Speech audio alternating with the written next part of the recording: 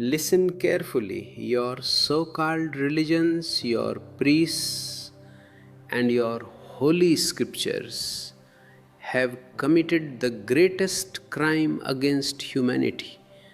They have poisoned the very source of your life. They told you sex is a sin. They told you to suppress it, to fight it, and to be ashamed of it. But I tell you, a man who fights sex will never know what true prayer is. You are trying to silence the body to hear the soul, but how can the soul speak when your body is in a state of civil war? Sex is not the enemy, it is the very energy that at its peak becomes super consciousness. If you cut the roots because you think they are dirty, the flower of the soul will never bloom. You have been turned into neurotics and hypocrites, hiding your desires in the dark basements of your mind while pretending to be spiritual on the surface. Stop this spiritual suicide. The soul does not speak through suppression, it only speaks through a total, unconditional acceptance of your nature. You must move through sex, not against it.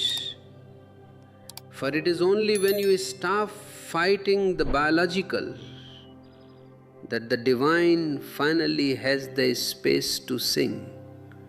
My friends, I see you here, and I see a deep thirst in your eyes.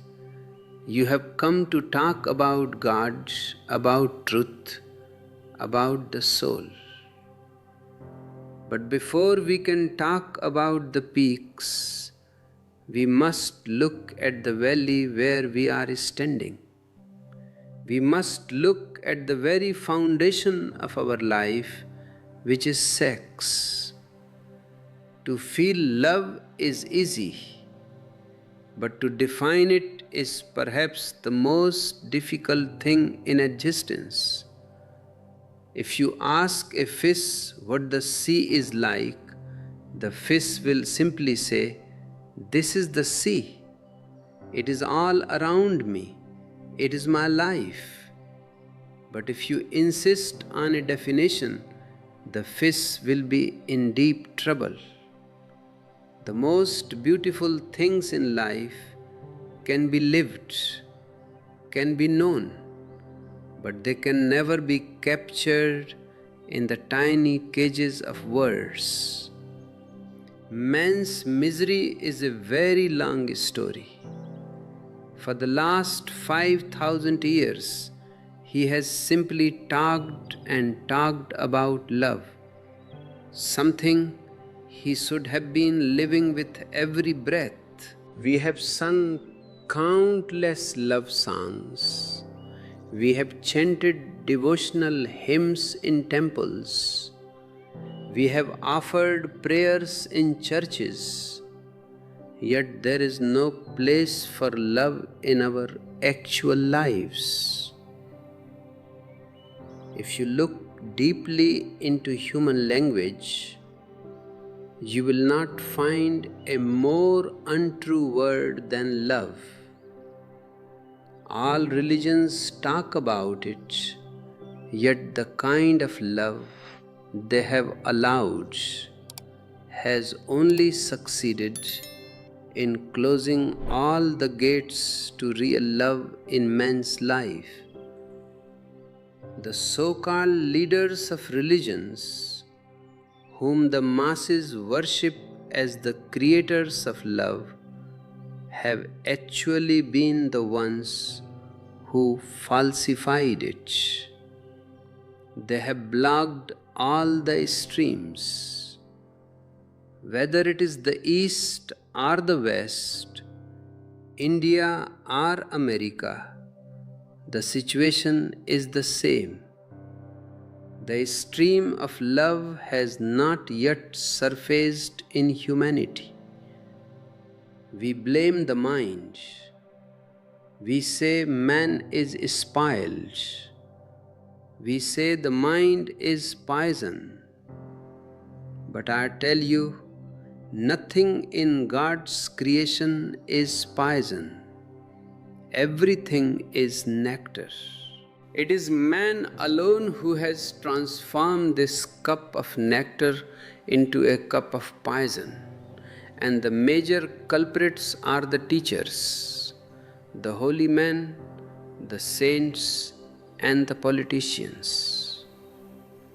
If you don't understand this sickness immediately, there is no possibility of love ever dawning on the human horizon.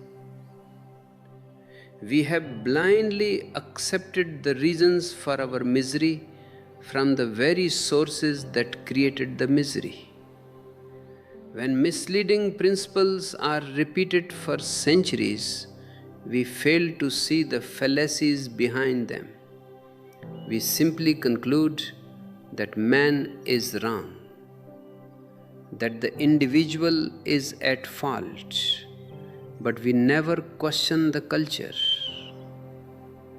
Before we go deeper into this mystery, if you feel a resonance with these words, I invite you to subscribe to this channel and turn on the notifications. It is not just about a button. It is about staying connected to a stream of consciousness that seeks to wake you up.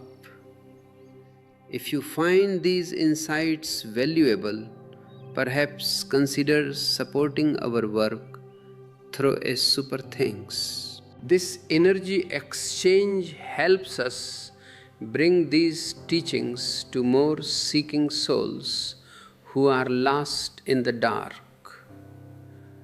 I want to share a story with you. In ancient times, a hawker of hand fans used to pass by a king's palace every day. He would brag that his fans were unique, unlike anything seen in the world.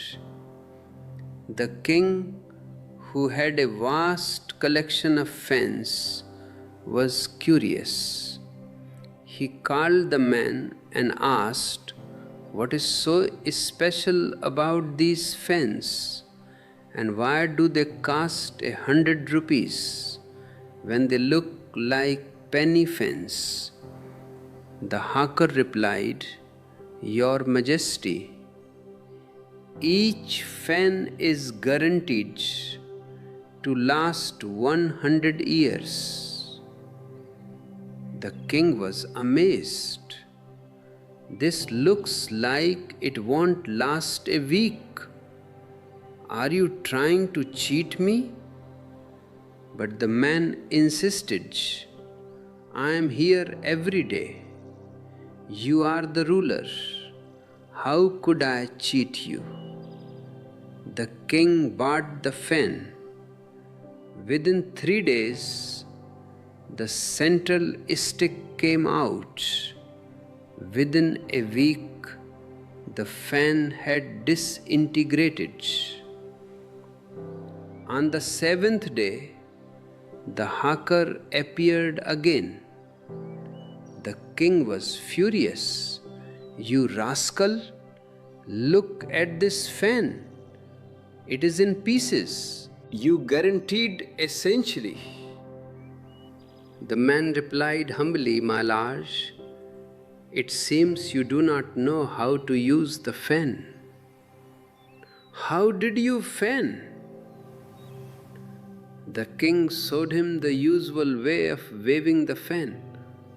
The hawker shook his head. "That is the wrong way.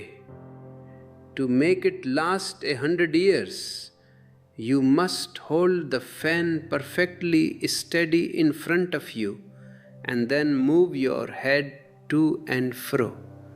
The fan will remain intact, only you will pass away. This is exactly what has happened to humanity. Man is sick, burdened by the illness of 10,000 years, and we are told that it is the man who is wrong, not the culture. We praise our great culture and our great religion while we rot inside. We are told man should change himself, but no one asks if the culture and religion are based on false values. If love hasn't evolved in 10,000 years, it won't evolve in the next 10,000 if we stay on this path. We sing praises to the saints and kiss the feet of the custodians of religion. Yet we refuse to reflect upon the direction of our thinking.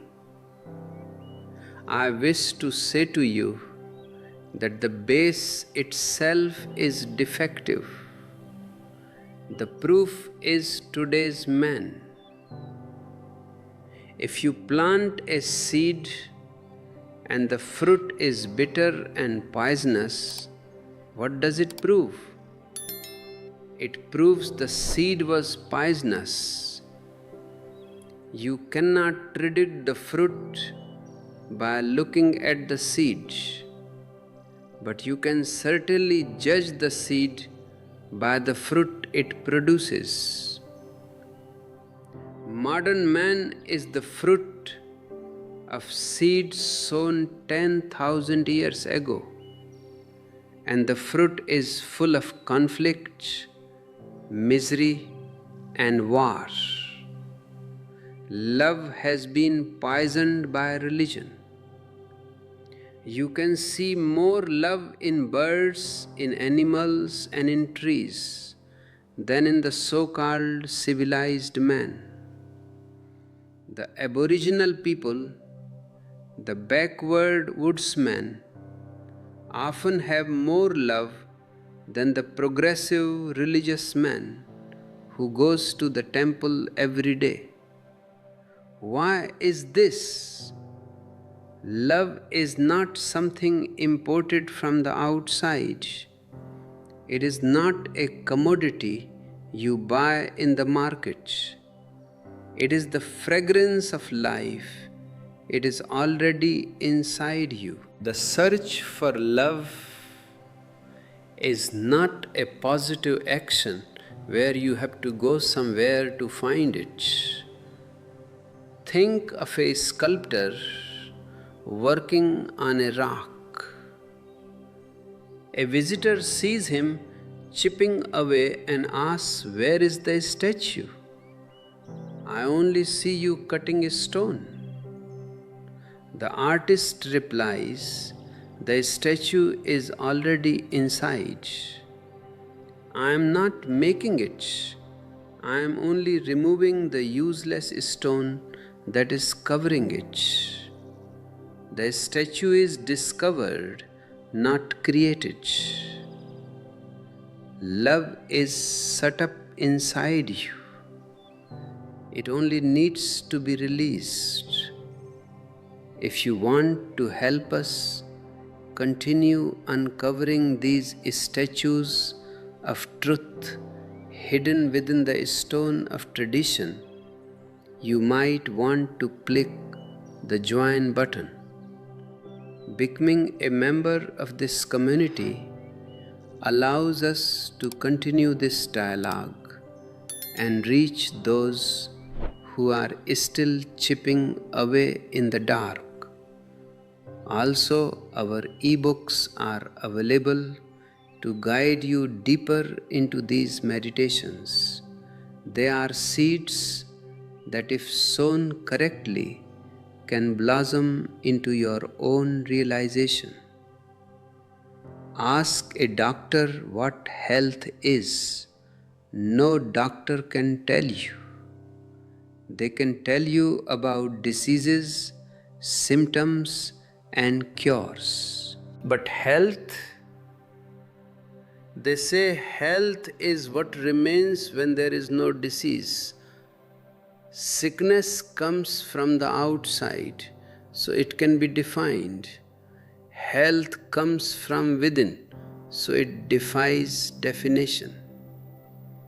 Love is your inherent nature. The problem is not how to create it, but why it is not manifesting. What is the dam blocking the stream? If the barriers are removed, love will flow.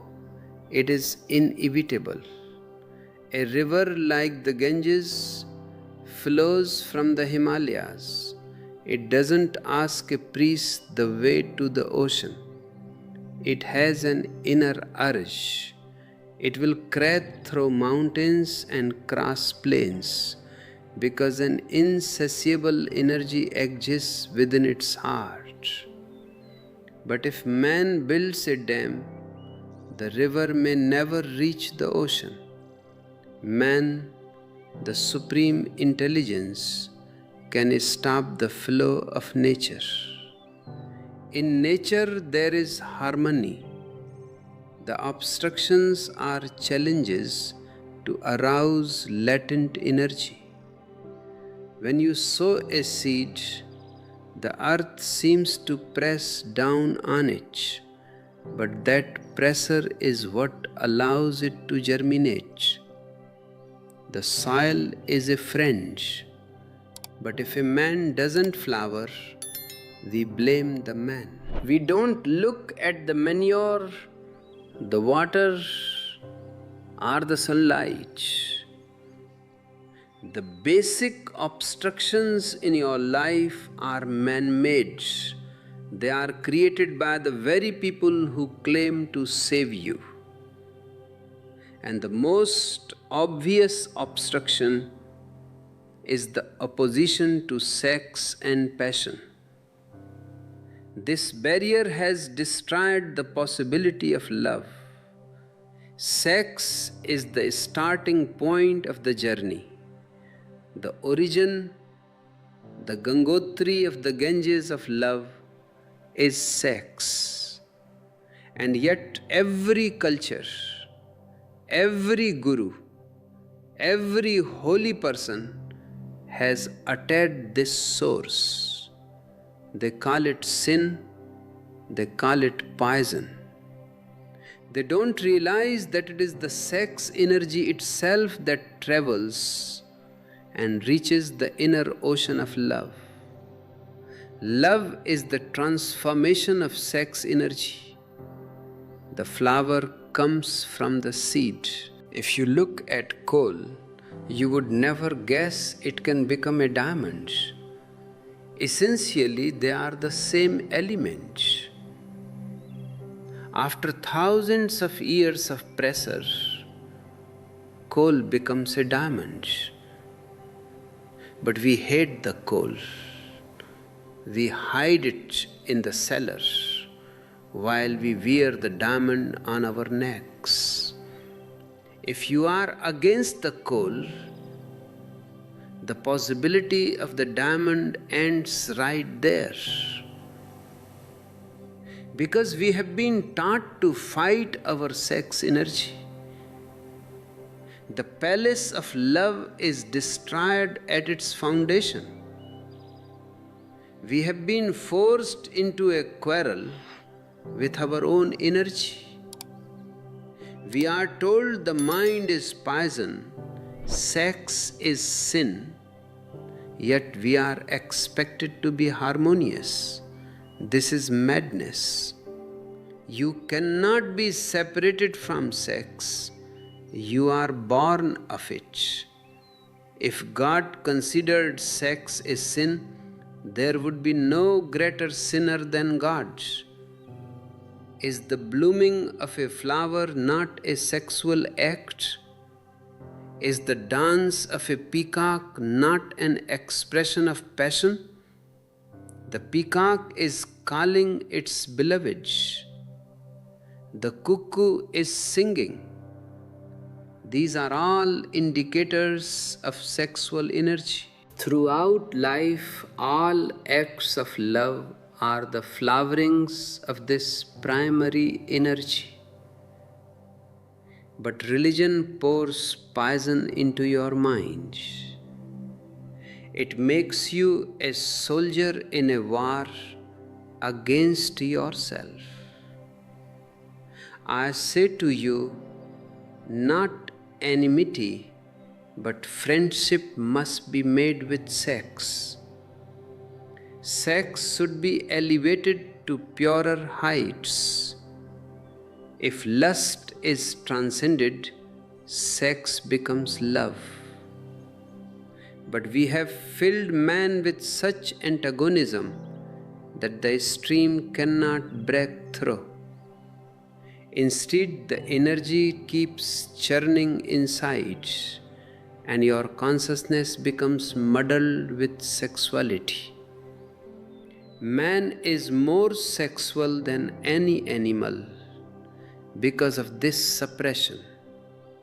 You are haunted by sex every moment because you have tried to run away from it. You can never free yourself from the root of your life. This perverted sexuality is the fault of the moralizers. Until you free yourself from these phony sermons, the possibility of love is nil. Let me tell you another story. A poor farmer met a childhood friend and invited him to a party. The friend's clothes were dirty, so the farmer gave him his own precious coat and turban, clothes he was saving for a grand occasion. As they walked, the farmer began to feel jealous. Everyone was looking at the friend. The farmer tried to tell himself that clothes don't matter, but the coat and turban occupied his entire mind. At the first house, he introduced his friend. "This is my childhood friend. He is a lovely man. And the clothes he is wearing, they are mine." The friend was stunned. The farmer apologized, saying it was a slip of the tongue. But the tongue never lies. It only says what is hidden in the mind. At the next house, the farmer resolved not to mention the clothes. But the more he resolved, the more the clothes were rooted in his awareness. When he introduced the friend again, he blurted out, "He is a very fine gentleman, and the clothes, they are his and not mine." The people were even more confused. The farmer apologized again, perspiring with anxiety. At the third house, he held himself with such rigidity that he was exhausted. He started carefully, "Meet my friend, a very old friend." But the pressure from inside was too much. He shouted, "And the clothes? Pardon me, I won't say anything about them, because I have sworn not to say a word about the clothes." This is the condition of mankind. Because of condemnation, sex has become an obsession. It is the coach you are trying not to talk about, but it is all you can think about. From a young age, children are told sex is sin. Then they are married and told to find love in that sin. How can harmony happen? Traditional teachings have destroyed the marital life of the entire world. If a husband and wife cannot love each other naturally, without prejudice, then who can love whom? This muddled love must be purified. It can be elevated to heights that break all barriers. A seeker once went to an ascetic and said he wanted to realize God. The ascetic asked, "Have you ever loved anybody?" The seeker replied proudly, "No, I am not guilty of such mundane things. I want God." The ascetic asked again, "Not even a little? Think carefully." The man was emphatic. "I wouldn't touch love with a 10-foot pole." The ascetic sighed and said, "Then I cannot help you. Go somewhere else. If you had even a glimpse of love, I could help it grow into God. But without the seed of love, there is nothing in you to grow. In the absence of love, I see no opening for God. If there is no love between husband and wife, don't think they can truly love their children. The child is a reflection of the partner. If there is no love for the partner, the child is not given the nourishment of love. The world is a large family, but the unit of the family has been poisoned. We moan that love is nowhere to be found, yet we have killed its very source. We say we love our brothers and sisters, but if the world were full of love, there would be a shower of joy everywhere. Instead, there is repulsion. It is snobbery to believe love is everywhere. It is not, and it won't be until natural sex is accepted without reservation. Sex is divine. The primal energy of sex has the reflection of God in it, because it is the energy that creates life. And this enmity accept sex with joy. Acknowledge its sacredness. If your approach is sinful, sex will appear ugly. If you approach it with reverence, it will reveal its sacredness. When a man approaches his wife, he should feel as if he is entering a temple.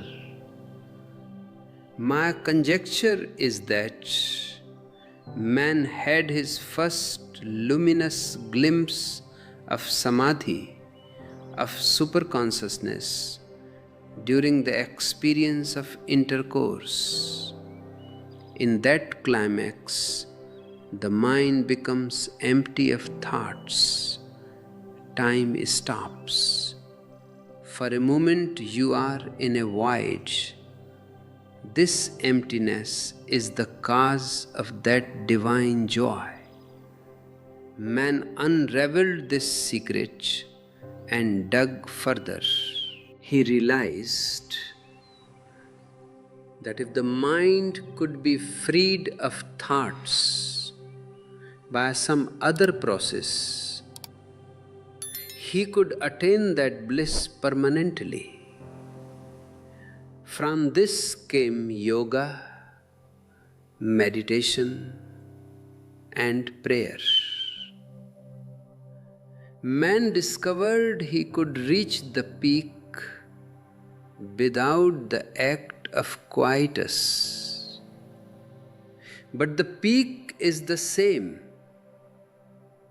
The one who indulges his senses and the one who indulges in God are brothers. They come from the same womb. The only difference is the distance between the earth and the sky. This is the first principle. Accept the sacredness of sex with an open heart. The more fully you accept it, the freer you will be of it. Total acceptance is the door to liberation. I call this theism, faith in the God given. Those who preach renunciation and suppression are the real atheists. They tell you to oppose nature. But I say, thrive on the fullness of it. The fullness will elevate you. The second principle is about the ego, the I. The nature of sex energy is to flow toward love. But the hurdle of the ego fences it in. The stronger your ego, the harder it is to unite with anyone. The ego says, I am I and you are you. Even in the most intimate moments, the bodies are near, but the souls are miles apart. Love is the experience of unity. It is the ecstasy when the walls crumble. If you can merge with another so that all barriers melt, that is love. If you can merge with the all, that is God. Love is the first step, God is the last. But how do you erase yourself? Have you ever searched for this I? Sit quietly and look for it. Is it in your hands, your head, your heart? You will find that I is nowhere. It is just a label. The monk Naksin was once called by King Milinda. Naksin said, I will come, but there is no such person as Naksin. It is just a name. When he arrived in a chariot, he asked the king, is the horse the chariot? The king said, no. Is the wheel the chariot? No. Is the pole the chariot? No. Naksin said, when you remove all the parts, nothing remains. The chariot was just an assembly. So is Naksin. So is the ego. Love is born of that nothingness. Only a white can merge with another white. Only a zero can unite with another zero. When individuality vanishes, love is born. We dig a well not to bring water, but to remove the stones so the hidden water can surface. You are full of love, but you are also full of the stones of ego. There was once a majestic tree that loved a small boy. Love between the big and the small is possible only if the big is not aware of its bigness. The tree would bend its branches so the boy could pluck its flowers. The tree was happy when it gave. The ego is happy only when it takes. The boy grew and became ambitious. He had no time for the tree.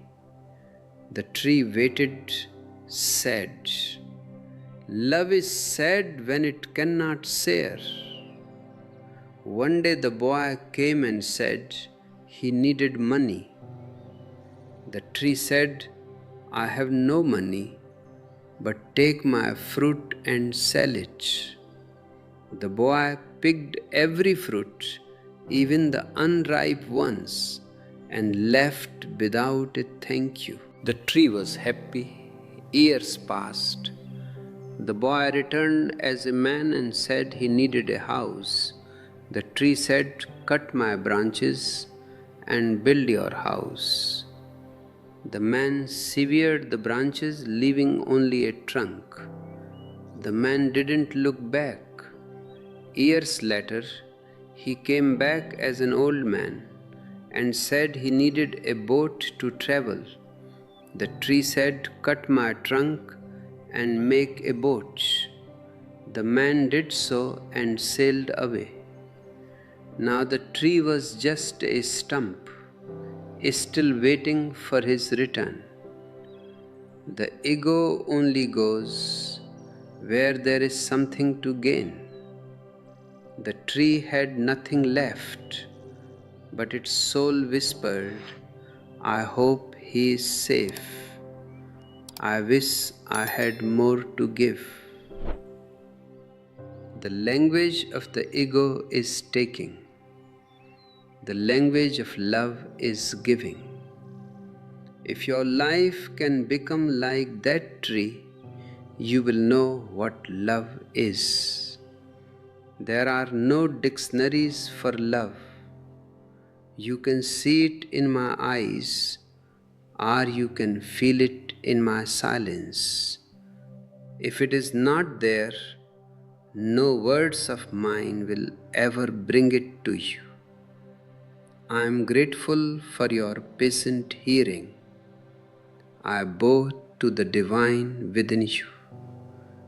But we have only just begun. There is a journey from the dark sack of stones to the light of the one remaining gem. Early one morning, before the sun had even thought of rising, a fisherman went to the river.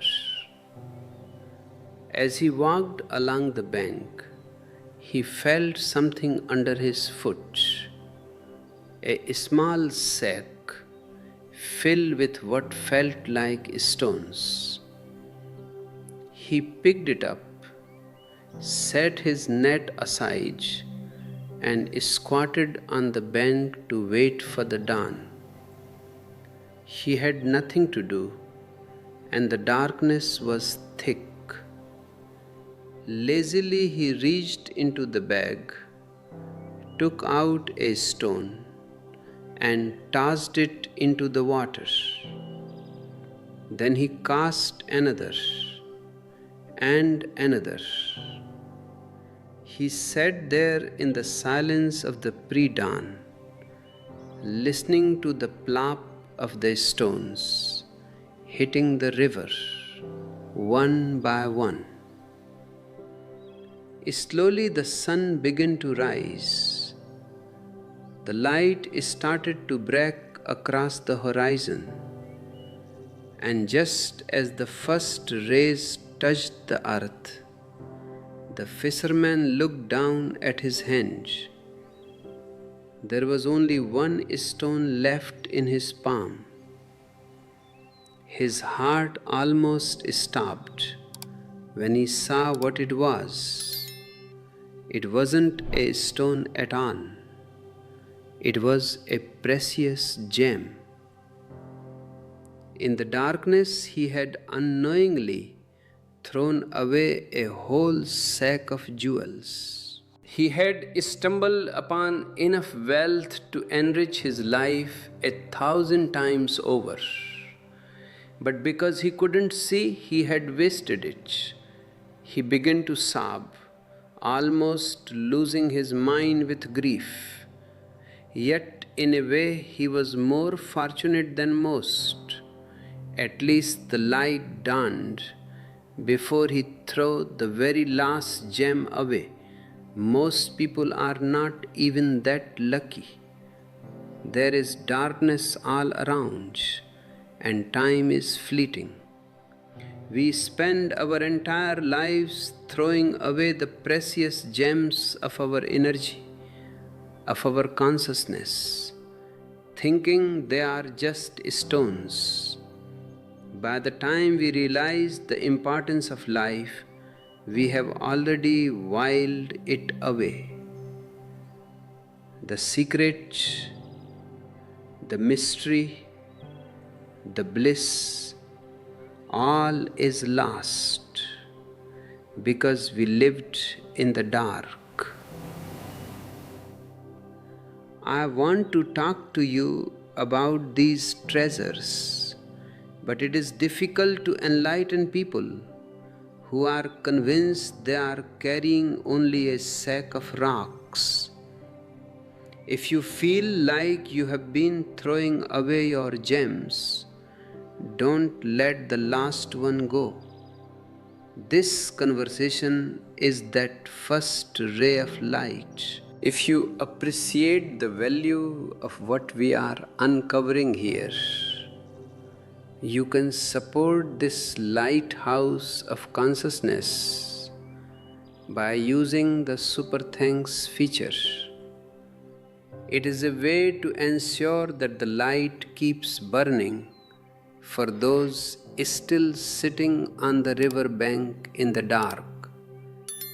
When I draw people's attention to the fact that what they are throwing away are jewels, they often get annoyed. They flare up because they don't want to be shown their own folly. Their egos step in. But I tell you, even if only one stone is left, your life can still be salvaged. It is never too late to learn, especially in the search for truth. But first, we must drop this delusion of certain defeat. Life is not a pile of sand. It is the ladder to reach God. Inside this body of blood, flesh and bones, there is something immortal. It has no beginning and no end. It is formless. But this flame is disguised by the smoke of mortality, and we step back as soon as we encounter the smoke. We have smothered ourselves with phony philosophies that deprive us of the ability to see the naked truth. For thousands of years, you have been taught that life is meaningless, that it is a hotbed of misery. You have been hypnotized into believing that your existence is a burden to be despised and bypassed. This contempt for life is why joy and love have been lost to you. Why search for beauty in what you believe is an ugly lump of flesh? Our attitude is like that of a traveler in a railway waiting room. He knows he is only there for a short time, so he spits on the floor. He dirties the walls. He is completely thoughtless. because he thinks it doesn't matter. We treat life as a temporary residence, forgetting that we are formed by what we do. Our actions shape our souls. Everything that is opposed to life is irreligious. Yet, in the name of religion, we are taught the negation of life. Religion has become death-oriented. It tells you that what happens after death is important, but what happens before death is insignificant. I ask you, if you cannot live with what happens before death, how will you cope with what comes after? The preparation for death must be done during life.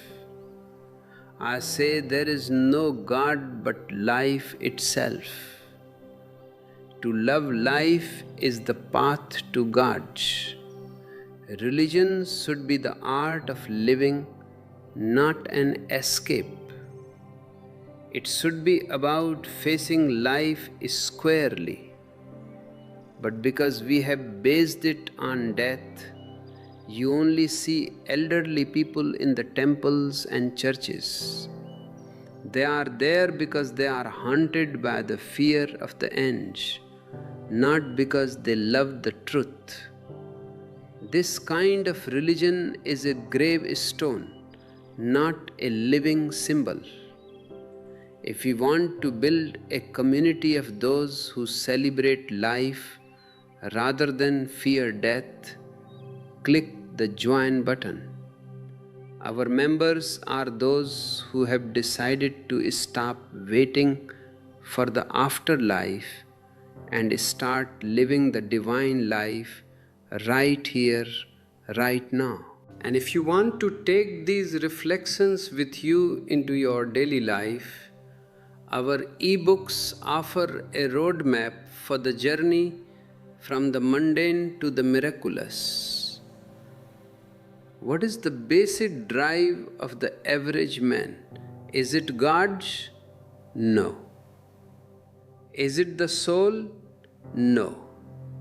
If you look at a plant, what is it doing? Its whole energy is directed toward producing a new seed.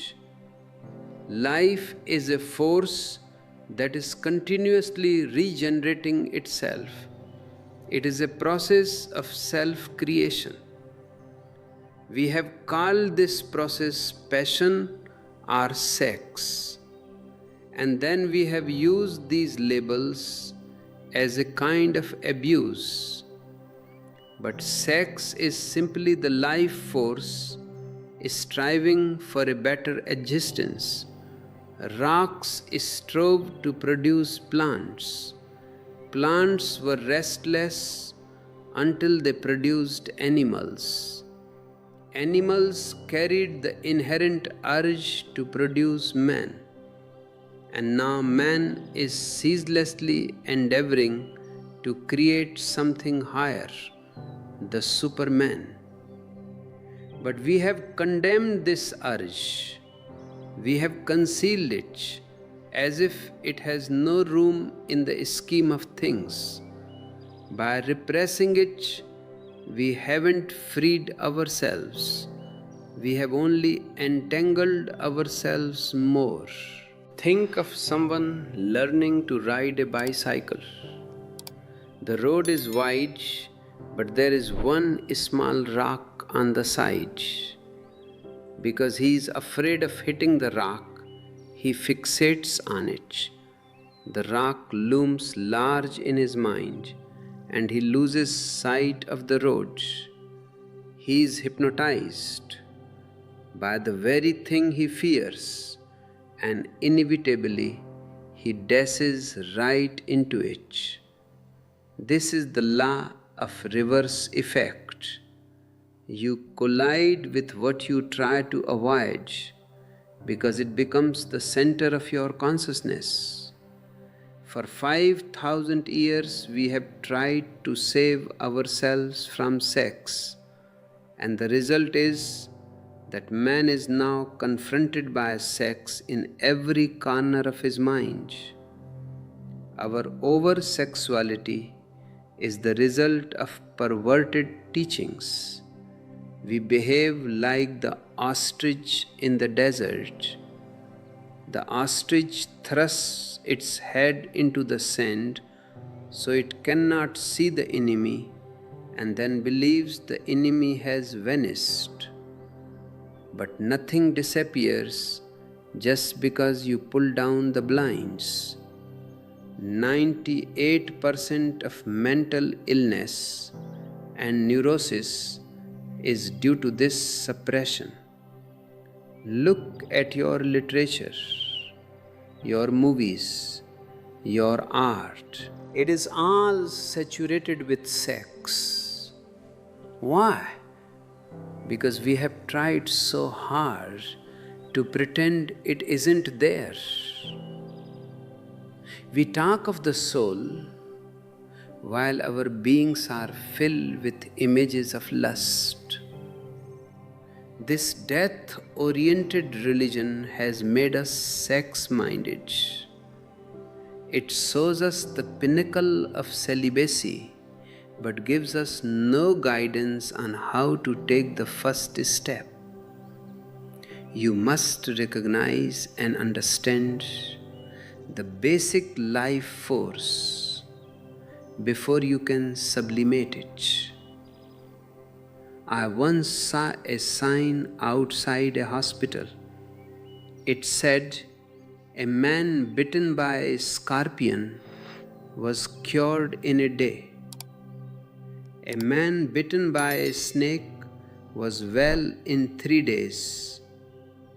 A man bitten by a mad dog would be fine soon." But the fourth report said a man bitten by another man had a slim chance of recovery. A lot of poison has accumulated in man because he refuses to accept his own nature. Sex is energy, and energy is like electricity. Electricity has flashed in the sky for millions of years. It used to kill people, and we were afraid of it. But once we befriended it, once we sought to understand it, it began to light our homes and run our fans. The libido, the sex energy inside you, is more vital than electricity.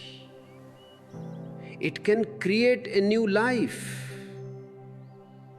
An atom of sex energy can produce a Gandhi, a Buddha, or an Einstein. But we are too afraid to even talk about it. By understanding it, we can transform it. Knowledge is transcendence. If you want to move from where you are to where you want to be, you must first know where you are standing. Sex is the reality. God is the destination. You cannot reach the truth by ignoring the starting point.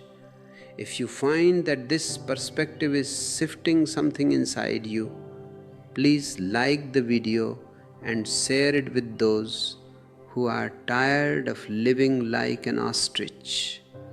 Your engagement helps the algorithm find others who are ready to turn their eyes toward the light.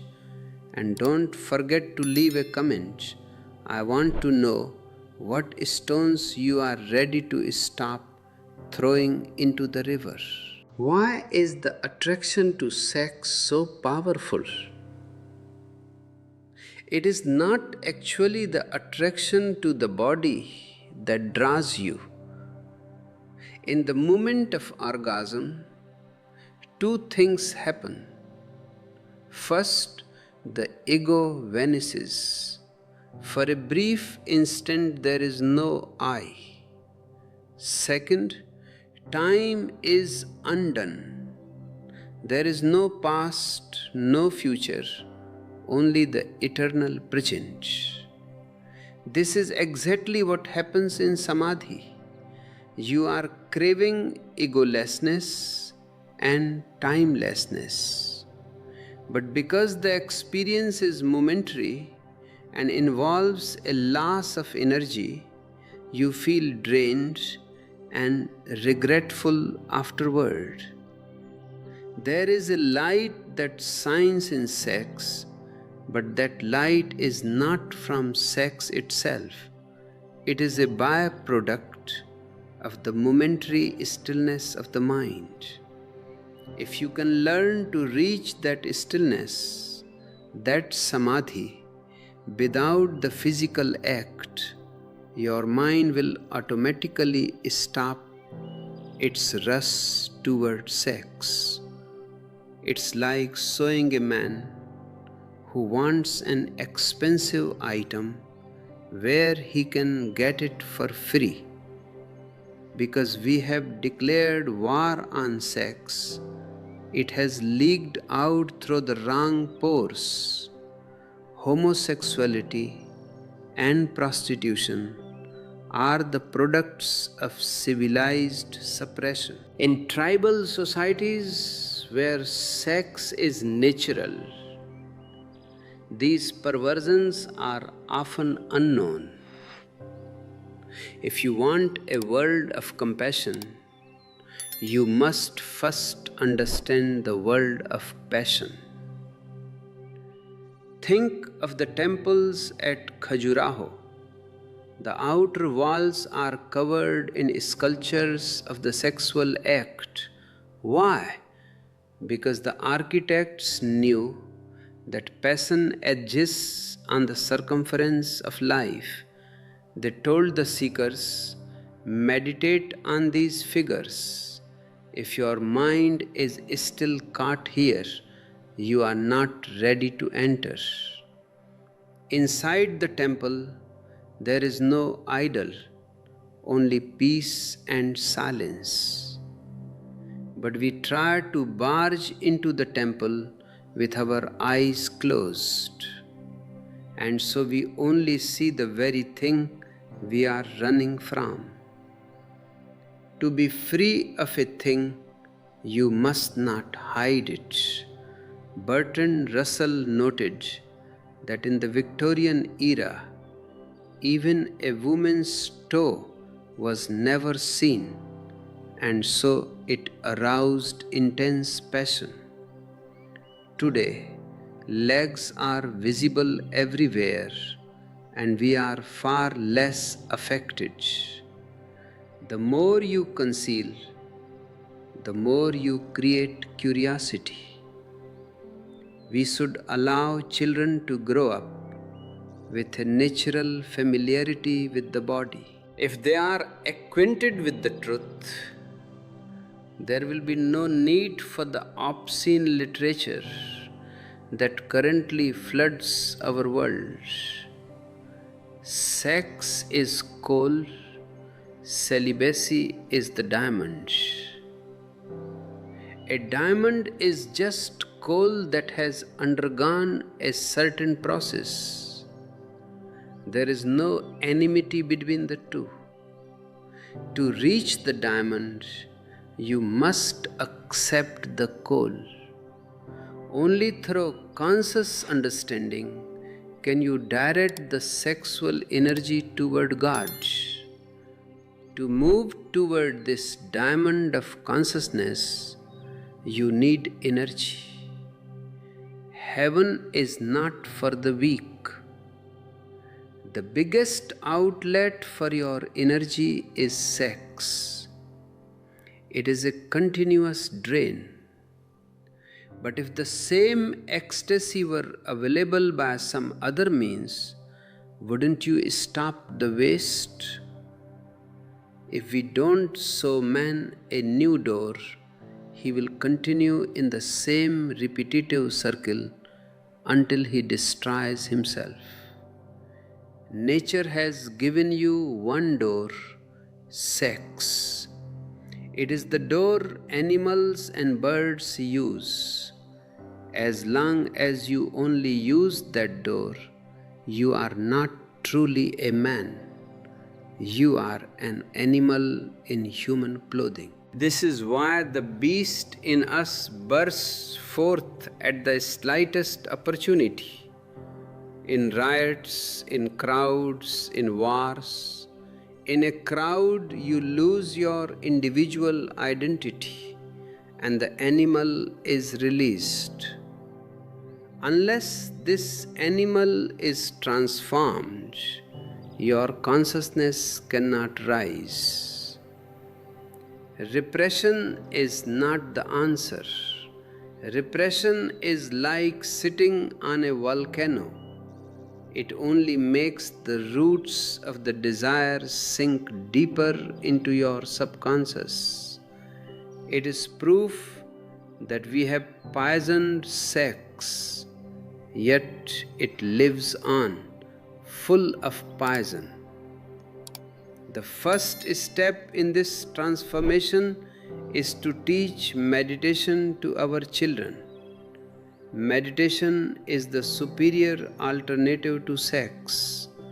If a new door is opened before the child reaches the age of 14, the energy will flow through that higher opening as it matures. Instead, we teach them to abhor sex. We tell them it is dirty. But children are acute observers. They see that their parents are doing the very thing they call bad, and they lose all reverence for them. A child who has lost faith in his parents will find it very hard to develop faith in God.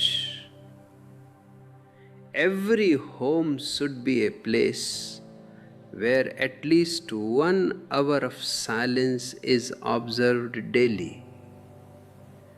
If you don't have this silence, you are not yet a family.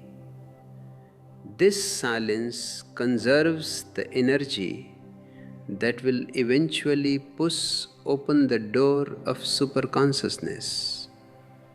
Along with meditation, we must teach love. Sex energy is transformed into love. Those who are empty of love are the ones filled with sex and hate. Love is creative and fulfilling. A man full of love imparts a personality to everything he touches. I remember a story of a traveler who visited a fakir. He was angry from his journey, so he tossed his shoes into a corner and kicked the door open with a thud.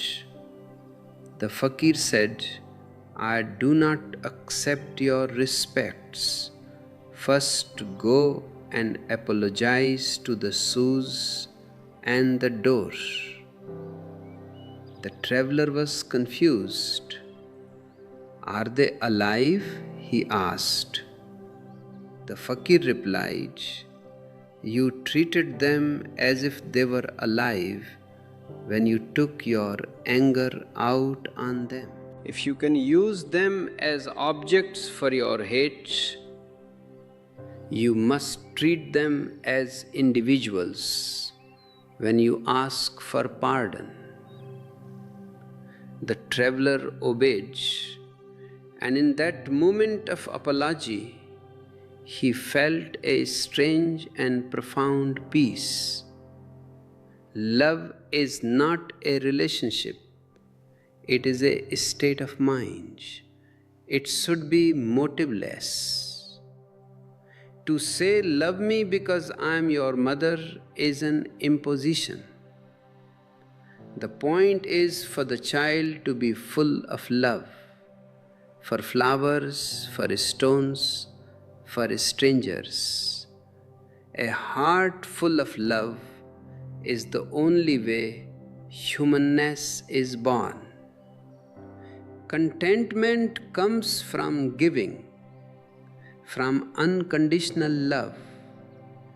As love increases, the need for sex lessens.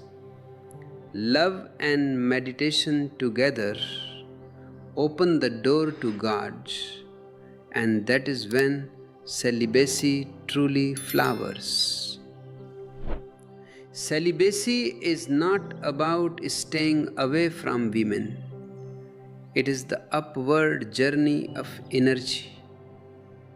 If you are beginning to see the diamond through the coal of your life, let's keep this fire burning.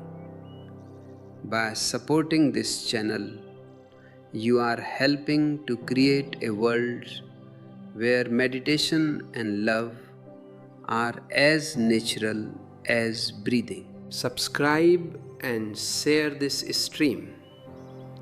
Your support, whether through a super thanks or by checking out our join options, helps us reach every soul that is ready to be born anew.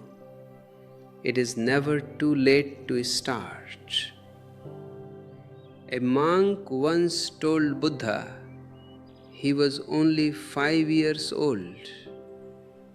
Buddha was surprised because the man was 70. The monk said, "My real life only began 5 years ago, when the ray of meditation entered my being." You may feel that your life has been a series of broken bows, but if you look closer, you will see that the bow of your spirit is still waiting to be used. Many years ago, in a certain country, there was a young and famous painter. He decided to create a truly great portrait, a lively portrait, full of the joy of God, a portrait of a man whose eyes radiated eternal peace.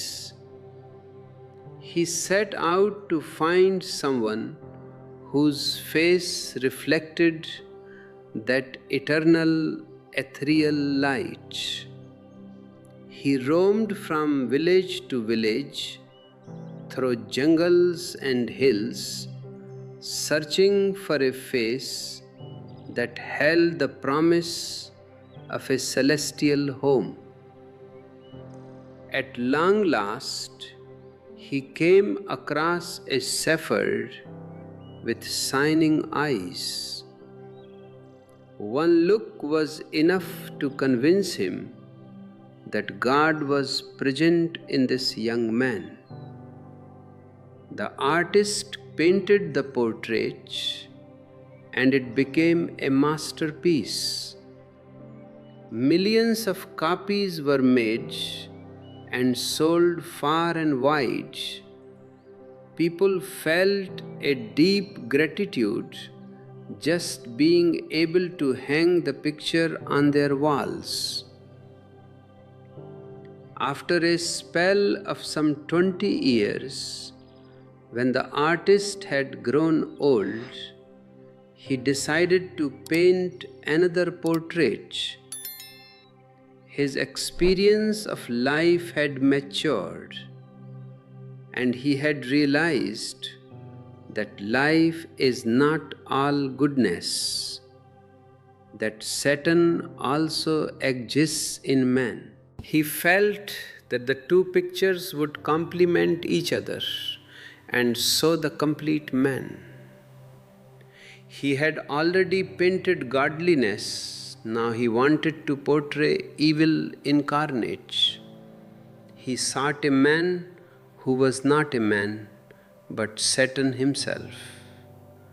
He went to gambling dens, to bars, and to madhouses, looking for a subject whose face was full of hell's fire, showing all that is evil, ugly, and sadistic. After a long search, the artist finally met a prisoner in a jail. This man had committed 7 murders and had been sentenced to hang. Hell was evident in his eyes. They spouted hate. His face was the ugliest one could possibly hope to find. The artist began to paint him. When he had completed the portrait, he brought out his earlier picture of the Sephir and set it by the side of the new painting for contrast. He stood there, staring at both of them, and then he heard a sob. He turned and saw the chained prisoner crying. The artist was bewildered. He asked, "My friend, why are you crying? Do these pictures disturb you?" The prisoner replied, "I have been trying to hide this from you all this time, but today I am lost. You do not know that the first picture is also of me. Both portraits are of me. I am the same shepherd you met 20 years ago in the hills. I cry for my downfall. I have fallen from heaven to hell, from God to Satan. I tell you this because each man's life has these 2 converse sides. In every man, both God and Satan exist.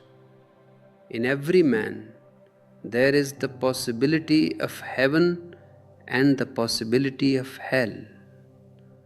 You can be a bouquet of beautiful roses, or you can be a heap of mud.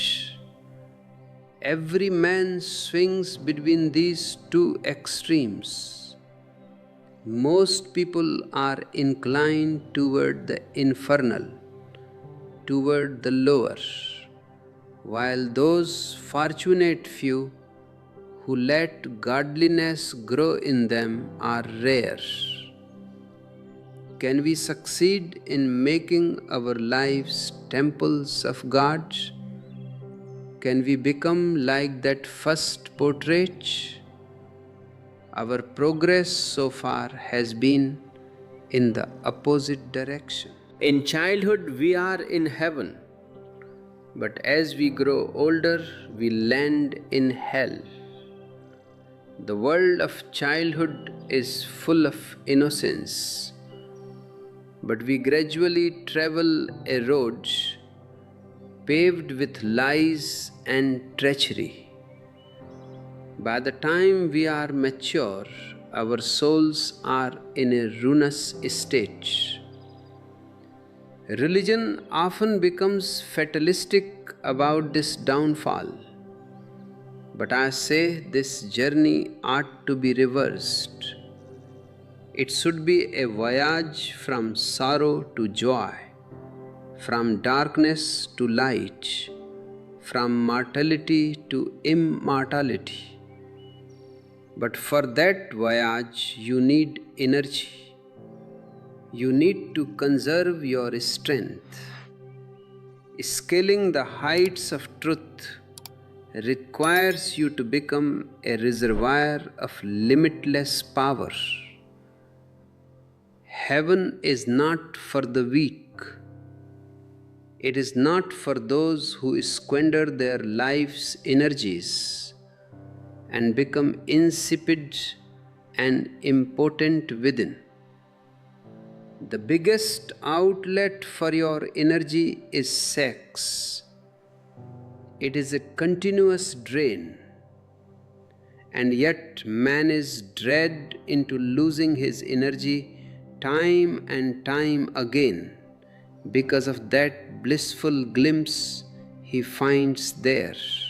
That transient rapture is so attractive that you are willing to lose everything for a second of it.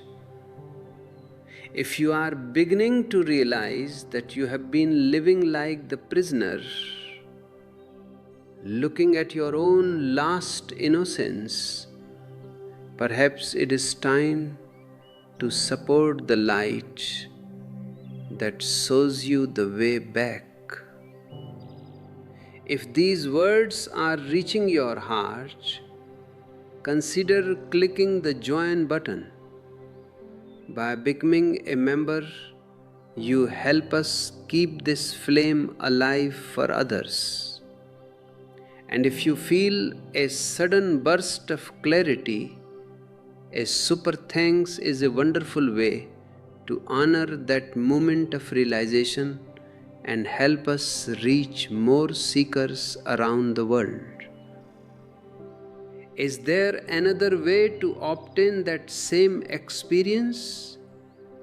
Is there a technique for plunging into that serene abyss within ourselves without losing our vitality? This knowledge is what sparks a transformation in man. Then he turns his back on lust and turns toward the Lord. If you are not shown a new door, you will continue to revolve in the same repetitive circle and eventually destroy yourself. Nature has given you the door of sex, but the traditional teachings have slammed it shut without opening a superior outlet. This energy, confined, shatters the walls of your being. It erupts in unnatural ways.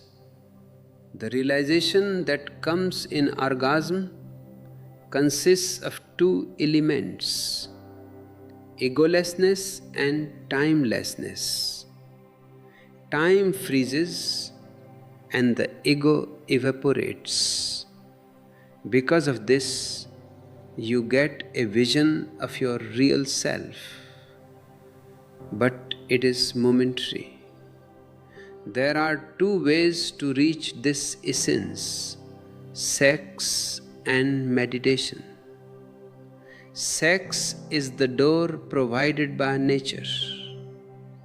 As long as you only use that door, you are at the level of the animals. The day you find a new door is the day humanness truly dawns. Inside, this animal is frustrated by constant bondage. Sealing the channel of sex without opening a new door is a disaster. We have chosen repression because it is easier than transformation. But nothing is destroyed by suppression.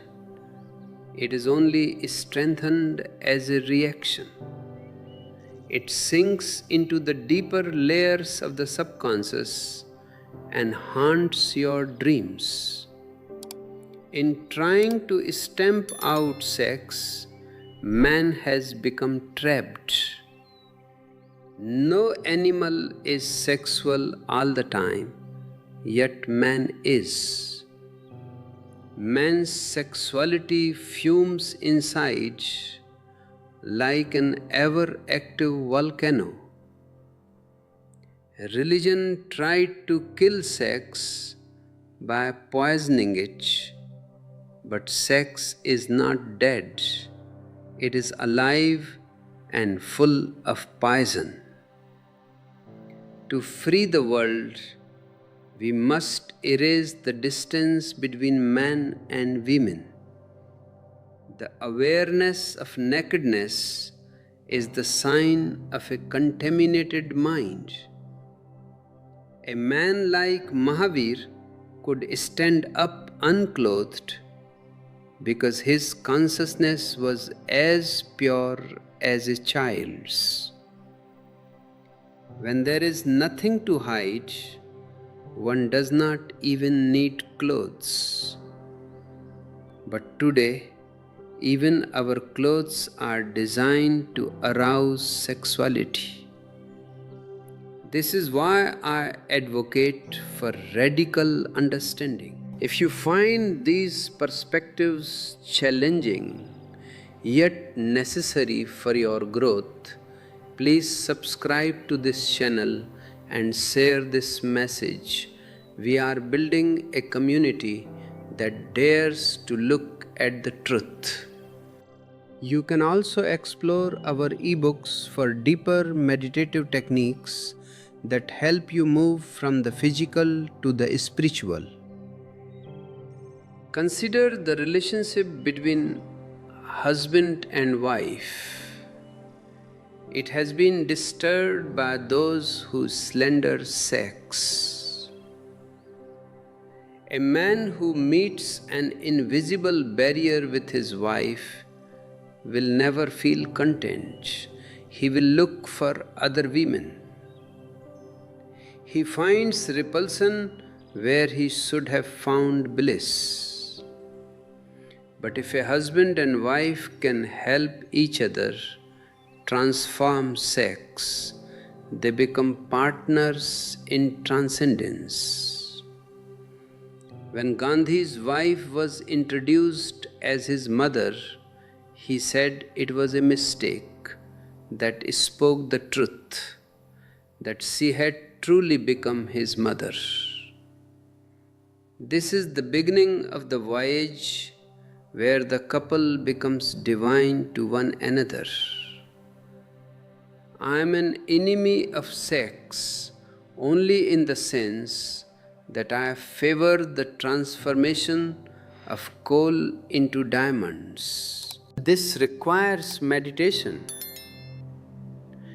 Children should be taught meditation before the door of sex opens. Meditation is a positive door. If a child learns to be silent and reach the state of no mind, when sex matures, the energy will flow through the door that is already open. Instead, we teach them to abhor sex, which only makes them curious about the very hell we fear. They see their parents' hypocrisy and lose all faith. The second fundamental is love. Sex energy is transformed into love. Those who are empty of love are the ones filled with sex and hate.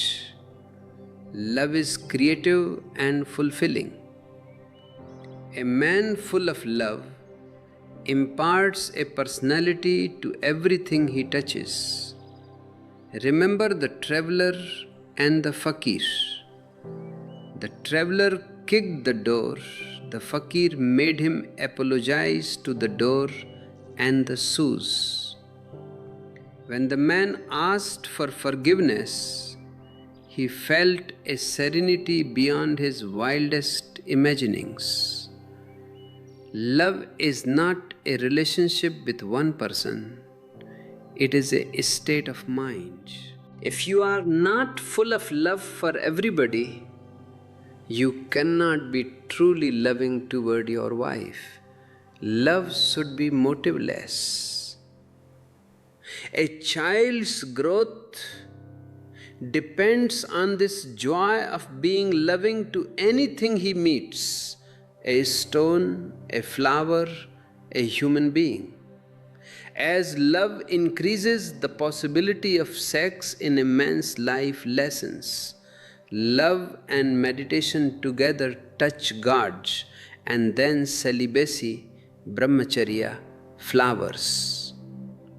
Then the entire life force ascends through a new passage. It is never too late to begin. Even if you are old, if meditation enters your life today, you are only one day old in your real life. The returns in satisfaction are much greater than any effort you have made. I invite you to consider these things deeply. We are standing at the threshold of a great mystery, the mystery of the superatom of sex. In this market of life, we are all standing with a stick in our hands, ready to burn our houses of illusion. But are we ready to walk into the fire? Kabir said only those who have the courage to burn their houses should follow him. I tell you, only those who have the courage to understand their lust will ever reach the Lord. If you have been listening, if you have been feeling the weight of the stones in your hand, don't throw the last gem away. The light is dawning. Stay with me as we move into the deeper science of the soul. We will talk about how the very act of creation can become a meditative process, how the bedroom can become a temple, and how a new humanity can be sired from the depths of superconsciousness. If you want to be a part of this revolution of the spirit, make sure you have checked out our join options. This is not just a video, it is a movement toward a higher caliber of human being. I bow to the Supreme, seated in all of you. Let us move forward together into the heart of the storm where the silence lives. I want to share a story with you from a small village school. The teacher was teaching the story of Rama, the Ramayana. Almost all the children were dozing off, which isn't unusual when grown-ups recite the same old tales over and over until they lose all meaning. The teacher himself was narrating the episodes like a parrot, not even looking at the book, essentially dozing while awake. When you memorize something, you lose the meaning. You only keep the shell. Suddenly, the school inspector walked in. The teacher jumped to attention and continued the lesson. The inspector, thinking he would ask a simple question, looked at the boys and asked, "Tell me, children, who broke the bow of Shankara?" One boy stood up immediately trembling and said, "Sir, I didn't break it. I was away for 15 days. And don't blame me, because whenever anything breaks in this school, I am the first one everyone points at." The inspector was stunned. He turned to the teacher, who was already reaching for his cane, shouting, "This rascal must be the one. He is the worst boy in the class." The inspector, now completely bewildered, went to the headmaster's office. The headmaster sighed and said, "Look, it doesn't matter who broke it. please don't pursue it. There has been peace in the school for 2 months. If we start an investigation, the students might go on strike or start a fire. Finally, the inspector went to the chairman of the school committee. The chairman said, "Don't worry about the culprit. No matter who broke the bow, the committee will pay to have it repaired. It's better to just fix it than to dig into the cause."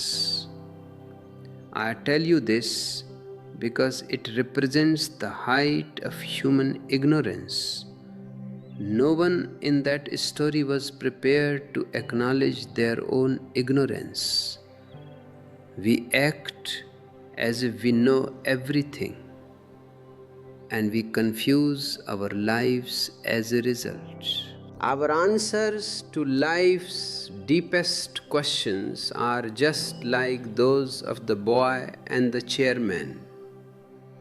Meaningless noise intended to cover up the fact that we are lost. If you feel that you have been living your life based on these kinds of repairs and excuses rather than truth, I invite you to join our journey more closely. By clicking the join button, you support the effort to move beyond these superficial masks. And if this story made you smile while also making you think, consider a super thanks. It's a way to keep this classroom of consciousness open for everyone who is tired of parrot-like teachings. I say the same thing about sex. You do not know anything about it. You may argue that you have a wife, you have children, you have experience. But driving a car for 1,000 miles doesn't mean you know the engine. You press a switch and the light goes on. You press it again and it goes off. Because you can flip a switch, you think you know electricity. But even a child can flip a switch. Marrying and producing children is just flipping the switch. It has nothing to do with understanding the mystery of the life force. The truth is, sex has never been studied scientifically or spiritually in a real way, because everyone assumes they already know it. No scripture of sex has been developed. But the day we understand the atom of sex, mankind will enter a new era. It is the most profound and precious subject, yet we treat it as the most accursed. You see, man is not born with the foreknowledge of sex. He simply repeats biological patterns like an animal. But those who meditate on life's experiences have discovered something amazing. The duration of the act changes everything. If the act lasts only a minute, you will desire it again the next day. But if it can be prolonged through relaxation and awareness, the experience of contentment is so deep that the desire for sex begins to evaporate. If you could remain in that state for 3 hours, you would be free of sex forever. How can this be done? there are pointers. First, the breath. The faster you breathe, the shorter the duration. The calmer and slower the breath, the more the experience is prolonged. A slowness of breath opens the vistas of realization. Second, your awareness should be focused between the eyes in the Agni Chakra. If your attention is there, you can draw the experience toward the heights of Samadhi. Someone asked me if I can speak on God but not on sex. But how can I speak of the golden peak if I don't know the base camp? The journey to Kama, which is lust, is also the journey to Rama, the divine. You cannot reach God without first understanding sex. Most people who chant Rama Rama are actually just trying to escape their own sexuality. They use God as a shield against their own nature, but the internal pressure only grows. I urge you not to be against sex, but to give it a sacred status in your life. At the moment of creation, you are pledges to the Creator. Why approach it with guilt or anger or as an escape from worry? Approach sex only when you are cheerful, when you are prayerful, when your heart is full of gratitude. Then the act becomes a meditation. For those of you who want to dive deeper into these specific techniques of meditation and the science of energy, our ebooks are available to provide a structured path. This isn't just theory, it's a practice. And by subscribing to this channel, you ensure that you don't miss the next steps of this unfolding mystery. Why do we long for love so much? When a child is in the mother's womb, it is one with her. Its heart throbs through her heart. When it is born, it is uprooted like a tree from the soil. Its whole being yearns to reunite with that source of life. Sex is a re-experience of that original unity. In intercourse, two identities merge for a moment, but it is temporary.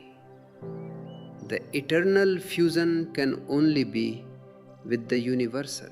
If a moment's union with an individual can bring such bliss, imagine the meeting with the eternal.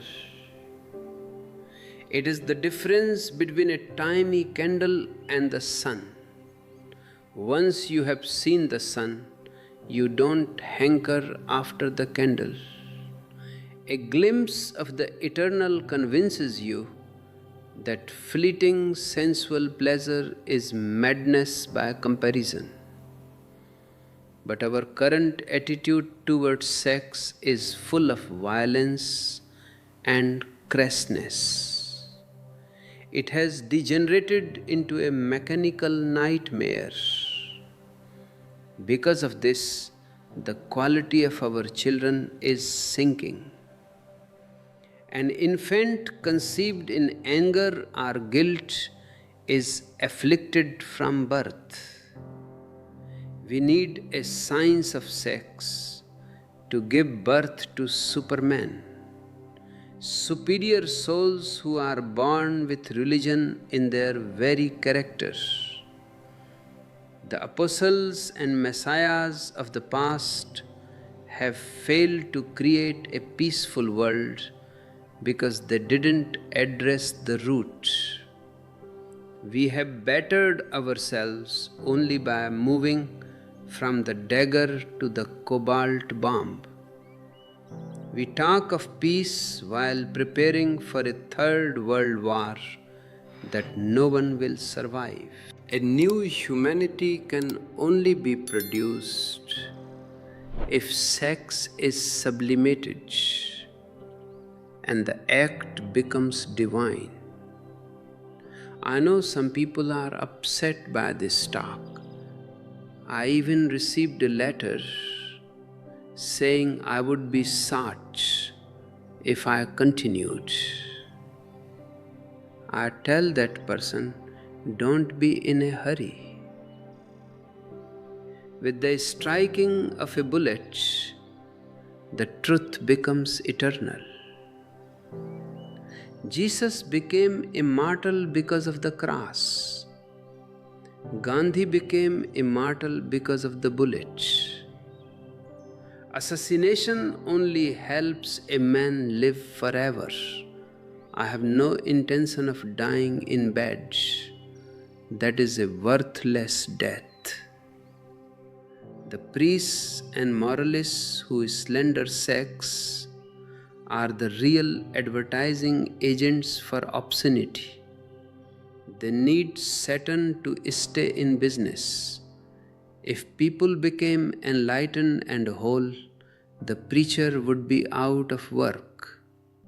They thrive on your inner conflicts. But I am not a Mahatma or a Guru. I am just a man, and that is enough for me. I want a great humanity, not just great men. As we move toward our conclusion, I want you to reflect on this. Your lust is a ladder. Don't kick the ladder away while you are still standing on the ground. Use it, understand it, let it lead you to the temple of superconsciousness. I am grateful for your patient and peaceful attention. I bow to the Supreme enthroned in all of you. Every man is a seed of the divine. This energy you call sex is the very mud from which the lotus of your soul must grow. If you hate the mud, you will never see the lotus. If you condemn the root, you destroy the possibility of the flower. For too long, you have been taught to be ashamed of your roots. I am here to tell you that the root is sacred. It is the beginning of the journey.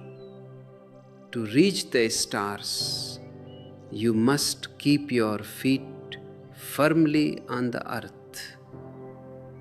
I see a world where men and women meet not in frustration, but in a dance of celebration. I see a world where the bedroom is as silent and holy as a prayer hall. This is the transformation I speak of. It is not an easy path, because the entire weight of history is against you. But if you have the courage to be an individual, if you have the courage to listen to your own heart rather than the sermons of the dead,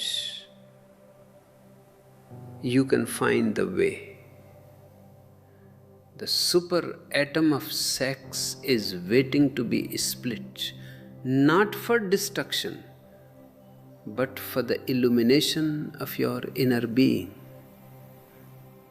When this energy is released through meditation, it transforms every cell of your body.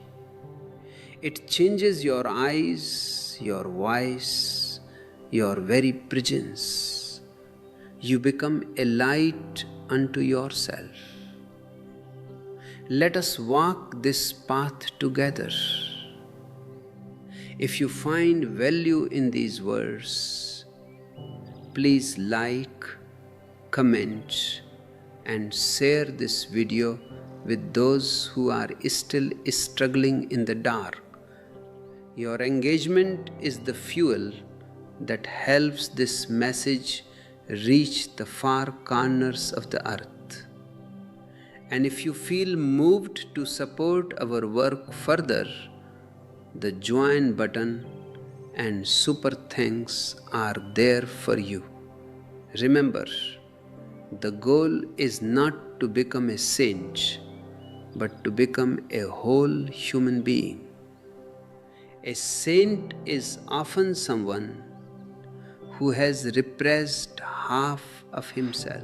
A whole human being is someone who has accepted and integrated every part of his nature, from the lowest to the highest. Only then can you truly say that you are alive. The journey from the biological to the spiritual is the only journey worth taking. Everything else is just a temporary distraction. Use your energy wisely. Don't waste it in guilt or in meaningless repetition. Let it become the bridge to the eternal.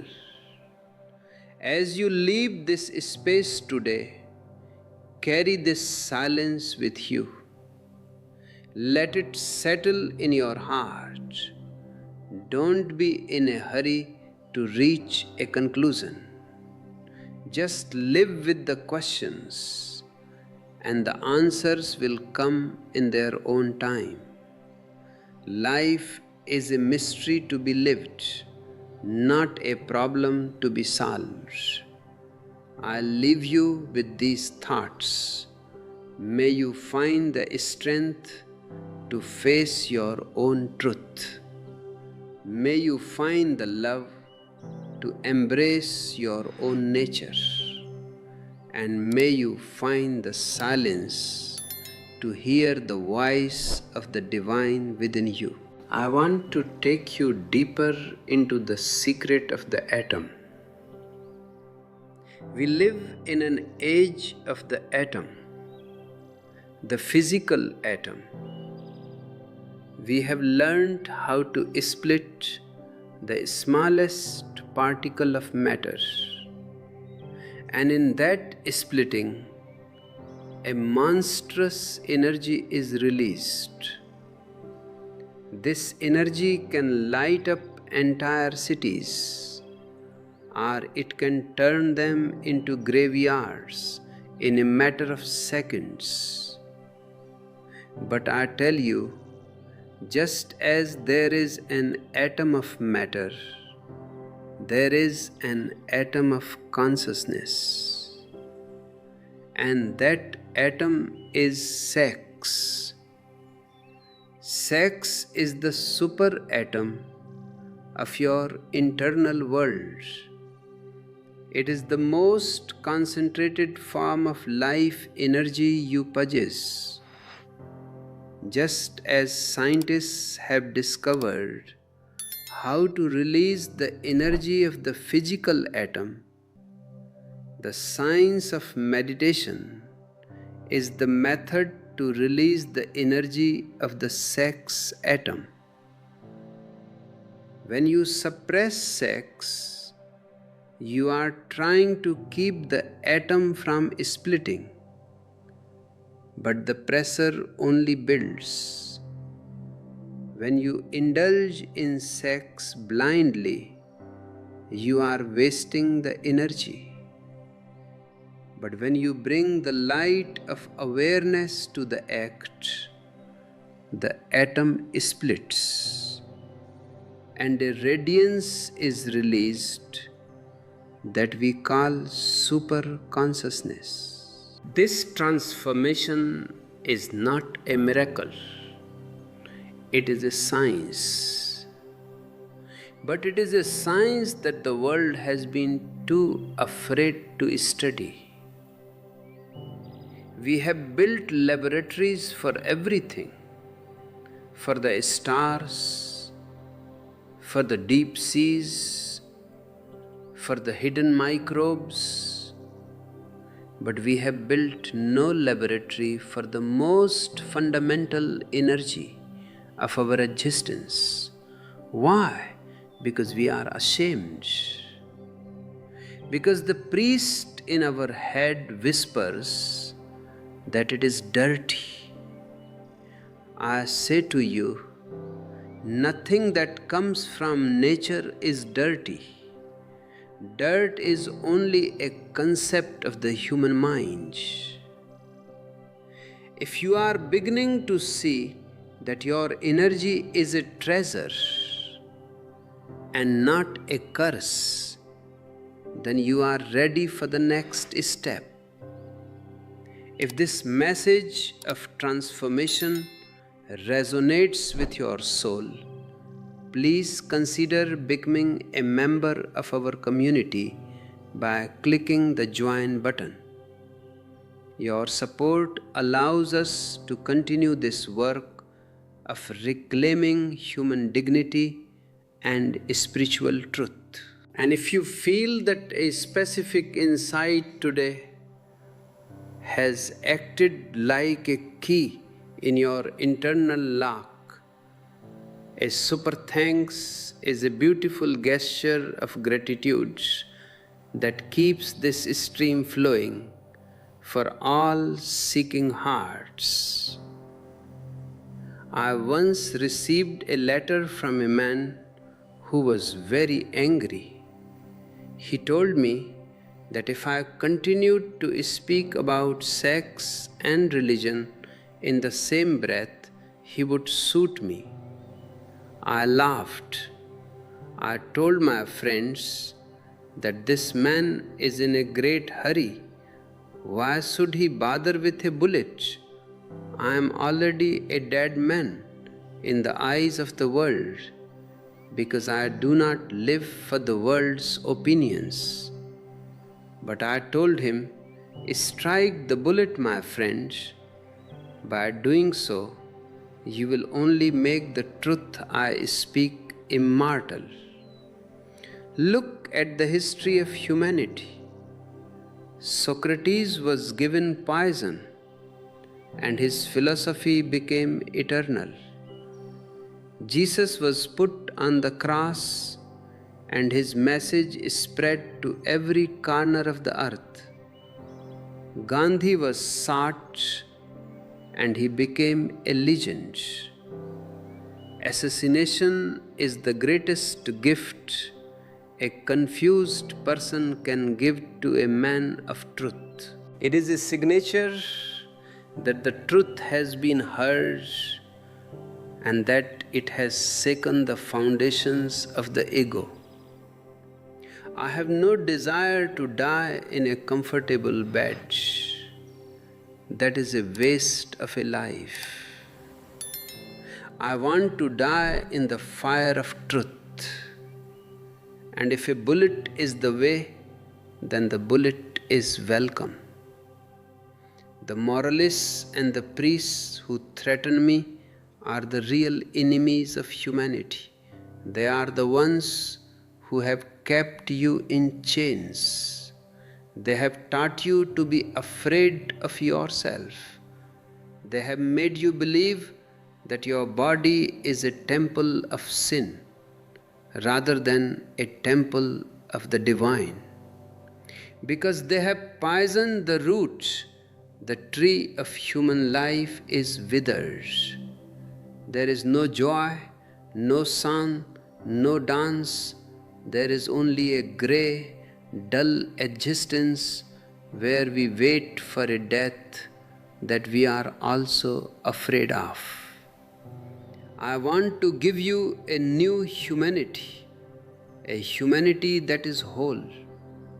A man who is comfortable with his body is a man who can be comfortable with his soul. If you are at war with your senses, you can never find the silence of the spirit. The bridge to the Lord passes through the territory of lust. You must walk through it with open eyes. To guide you on this journey of integration, we have prepared several e-books that delve into the practical side of these meditations. They are maps for the inner traveler. You can find them in the description. Also, if you haven't yet, make sure to subscribe and turn on the notifications. We are unfolding a mystery here, and every part is a necessary step on the ladder. We must understand that sex is not just a physical act, it is a spiritual opportunity. At the moment of the highest peak of sex, you are at the closest point to God that nature can provide. In that moment, the I is gone. There is no me and no you. There is only a pulsating energy. If you can catch that moment, if you can stay in that egolessness without the physical release, you have found the secret of samadhi. But we are in such a hurry. We use sex like a drug to escape the stress of life. We use it like a medicine for our boredom. Because we use it as an escape, it remains a low act. I say, don't use it as an escape, use it as an entry. Enter into the energy with reverence. Let the bedroom become your temple. Let the act of love become a prayer. If we can bring this consciousness to our intimate lives, we will give birth to a new kind of child. We will give birth to children who are not born of lust and frustration, but of love and meditation. These children will be the supermen of the future. They will not need to be taught religion, they will be born with it. They will not need to be taught peace, they will be peace. The apostles of the past failed because they tried to change the world by changing the surface. They spoke of morality, of laws, of shoulds and shouldn'ts. I speak of a change in the very chemistry of your consciousness. I speak of the alchemy of the soul.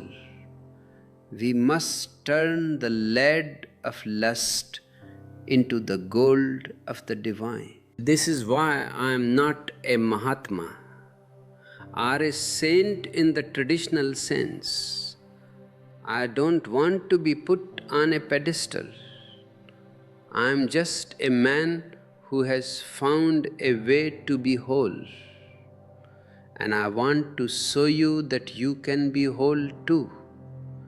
You don't need to go to the Himalayas.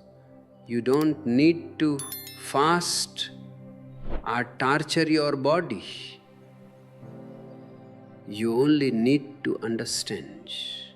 Understanding is the only fire that can burn away the dross of the ego. If you have been listening to this series, you know that we have traveled from the depths of the valley to the foothills of the mountain. We are now standing at the base of the final peak. The air is getting thinner and the view is getting wider. This is the part of the journey where many people turn back because the truth is too bright. But I see in your eyes that you are ready to keep walking. Leave a comment below and tell me what is the biggest barrier you feel in your own journey toward wholeness. Let's start a dialogue.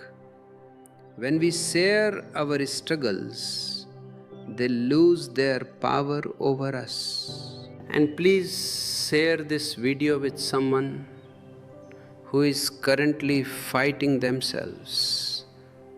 Let them know that the war can end. The transformation from lust to the Lord is the ultimate romance. It is the story of the drop of water finding its way back to the ocean. You are that drop, and the ocean is calling. It has been calling you through your desires, through your frustrations, and through your heart's deep longing. For too long, you have been looking for the ocean in the desert. It is time to turn around. It is time to look within. I bow to the Supreme that is hidden within you, waiting for the right moment to reveal itself. Let us move toward that revelation together. In our final moments, I will show you how the ladder of lust finally disappears, leaving you standing in the temple of eternal love. But where is this temple? It is not built of bricks and mortar, and it is not found on any map. This temple is your own heart, once it has been purified of the ego. When the ladder of lust disappears, you don't fall, you fly. You realize that the energy you were using to climb is the same energy that now allows you to soar. This is the ultimate paradox of human existence. The very thing that binds you to the earth is the only thing that can release you to the heavens. We have talked about the atom of sex, but let us speak now of the explosion. When a physical atom is split, it produces heat and destruction. When the sex atom is split through the power of meditation, it produces light and creation. This light is what the ancient seers called ojas, a spiritual luster that radiates from a person who has transformed their lower energies into higher consciousness. You can see it in the eyes of a Buddha. You can feel it in the presence of a master. It is not something they have acquired, it is something they have released.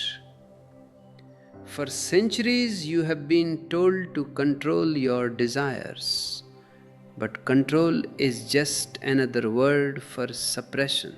If you control a river, you build a dam and the water becomes stagnant. If you allow the river to flow with understanding, it reaches the ocean. I am not teaching you control, I am teaching you flow.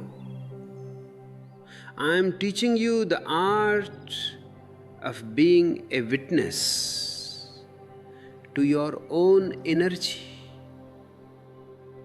When you watch your desire without judgment, without saying this is good or this is bad, something miraculous happens. The desire loses its grip on you. It becomes a neutral force, like electricity, that you can then direct toward the heights of the soul. If you are starting to feel this internal shift, if the stagnant water of your life is beginning to move again, then stay with us on this journey. By subscribing to this channel, you are joining a global Sangha of seekers who are tired of the old dead religions.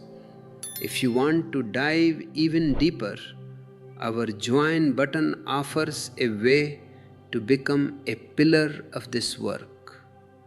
Your membership helps us maintain this space for those who are searching for a way out of the darkness. And if a particular word today felt like a drop of nectar in a thirsty throat, a super thanks is a way to share that blessing and keep the spring flowing.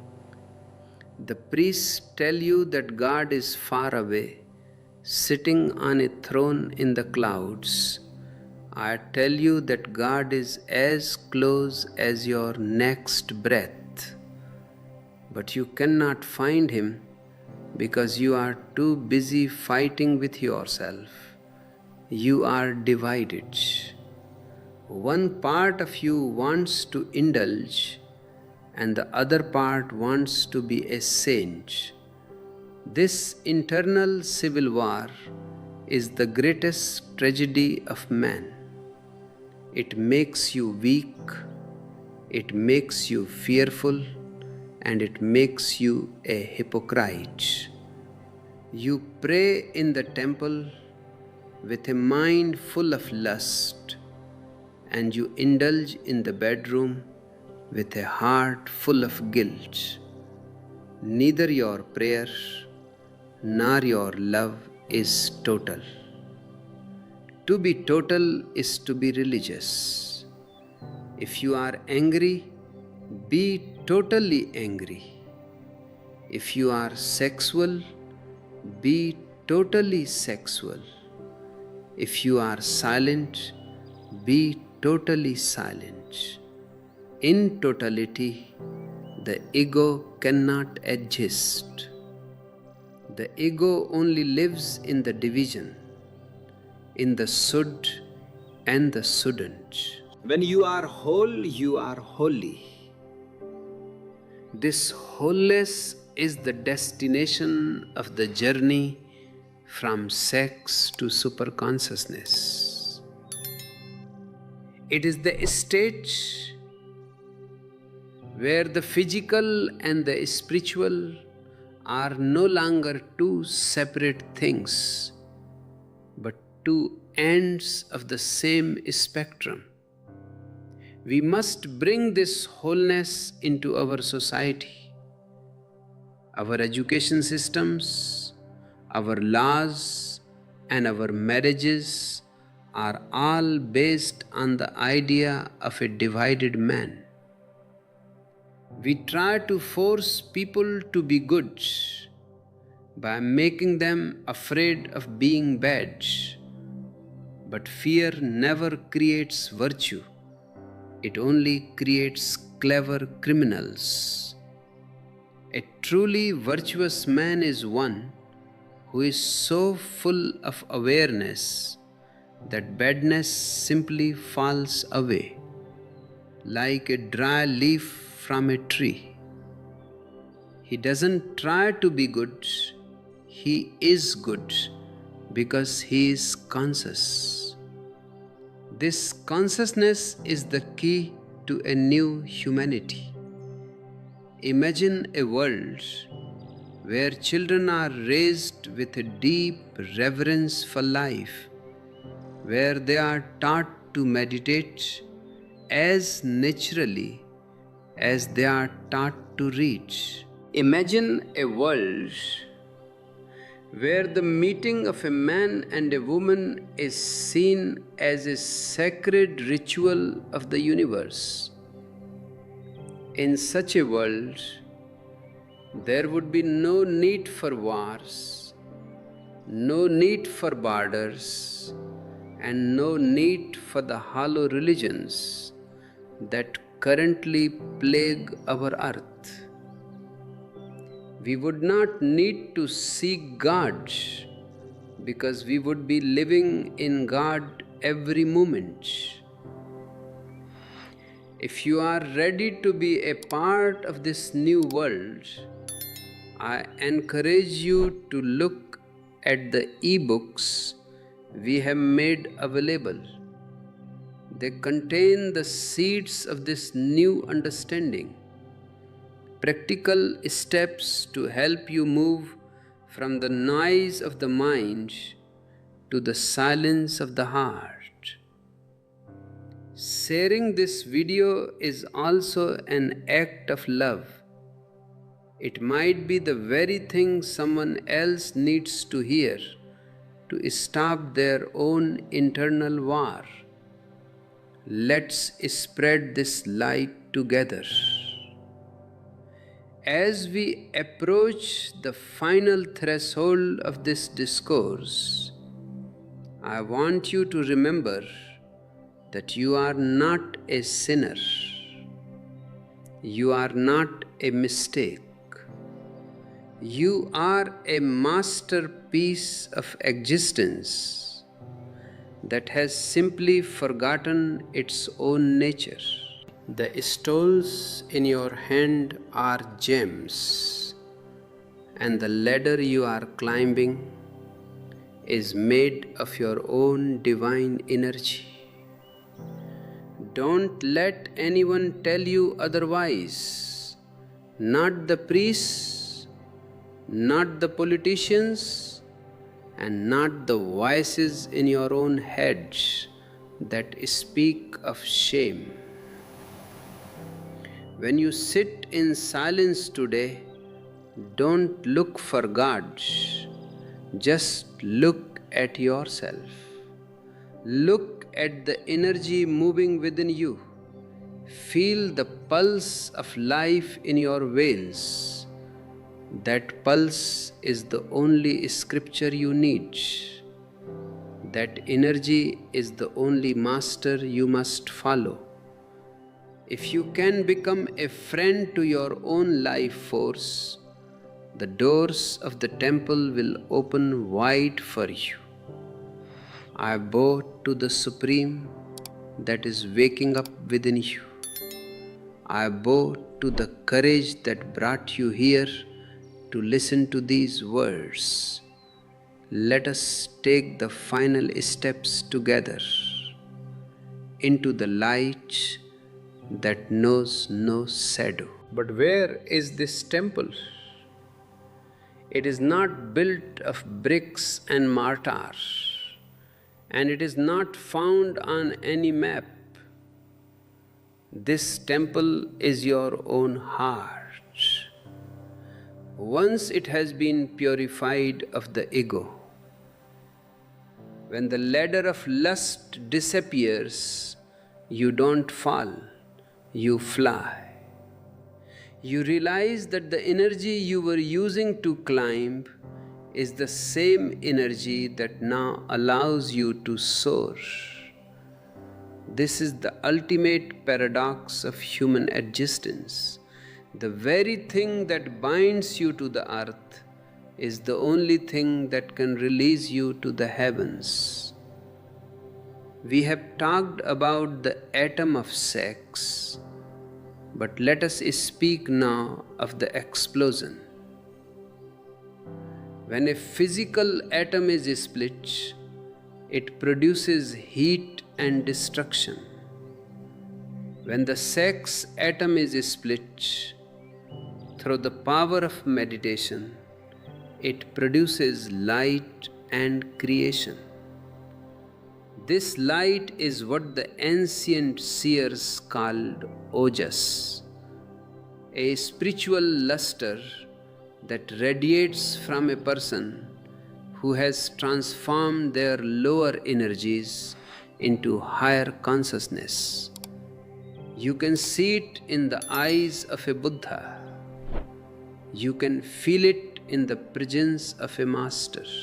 It is not something they have acquired, it is something they have released. For centuries, you have been told to control your desires. But control is just another word for suppression. If you control a river, you build a dam, and the water becomes stagnant. If you allow the river to flow with understanding, it reaches the ocean. I am not teaching you control, I am teaching you flow. I am teaching you the art of being a witness to your own energy. When you watch your desire without judgment, without saying this is good or this is bad, something miraculous happens. The desire loses its grip on you.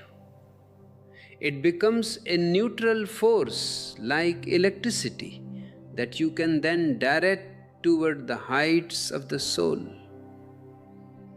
If you are starting to feel this internal shift, if the stagnant water of your life is beginning to move again, then stay with us on this journey. By subscribing to this channel, you are joining a global community of seekers who are tired of the old dead religions. If you want to dive even deeper, our join button offers a way to become a pillar of this work.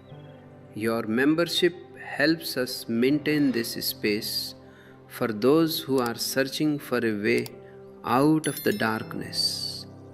And if a particular word today felt like a drop of nectar in a thirsty throat, a super thanks is a way to share that blessing and keep the spring flowing. The priests tell you that God is far away, sitting on a throne in the clouds. I tell you that God is as close as your next breath, but you cannot find Him because you are too busy fighting with yourself. You are divided. One part of you wants to indulge, and the other part wants to be a saint. This internal civil war is the greatest tragedy of man. It makes you weak, it makes you fearful, and it makes you a hypocrite. You pray in the temple with a mind full of lust, and you indulge in the bedroom with a heart full of guilt. Neither your prayer nor your love is total. To be total is to be religious. If you are angry, be totally angry. If you are sexual, be totally sexual. If you are silent, be totally silent. In totality, the ego cannot exist. The ego only lives in the division, in the sud and the shouldn't. When you are whole, you are holy. This wholeness is the destination of the journey from sex to superconsciousness. It is the state where the physical and the spiritual are no longer two separate things, but two ends of the same spectrum. We must bring this wholeness into our society. Our education systems, our laws, and our marriages are all based on the idea of a divided man. We try to force people to be good by making them afraid of being bad. But fear never creates virtue. It only creates clever criminals.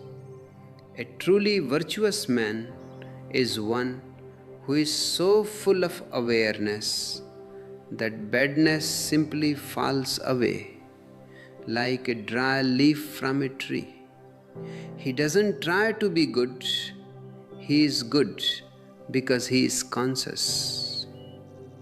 This consciousness is the key to a new humanity. Imagine a world where children are raised with a deep reverence for life, where they are taught to meditate as naturally as they are taught to read. Imagine a world where the meeting of a man and a woman is seen as a sacred ritual of the universe. In such a world, there would be no need for wars, no need for borders, and no need for the hollow religions that currently plague our earth.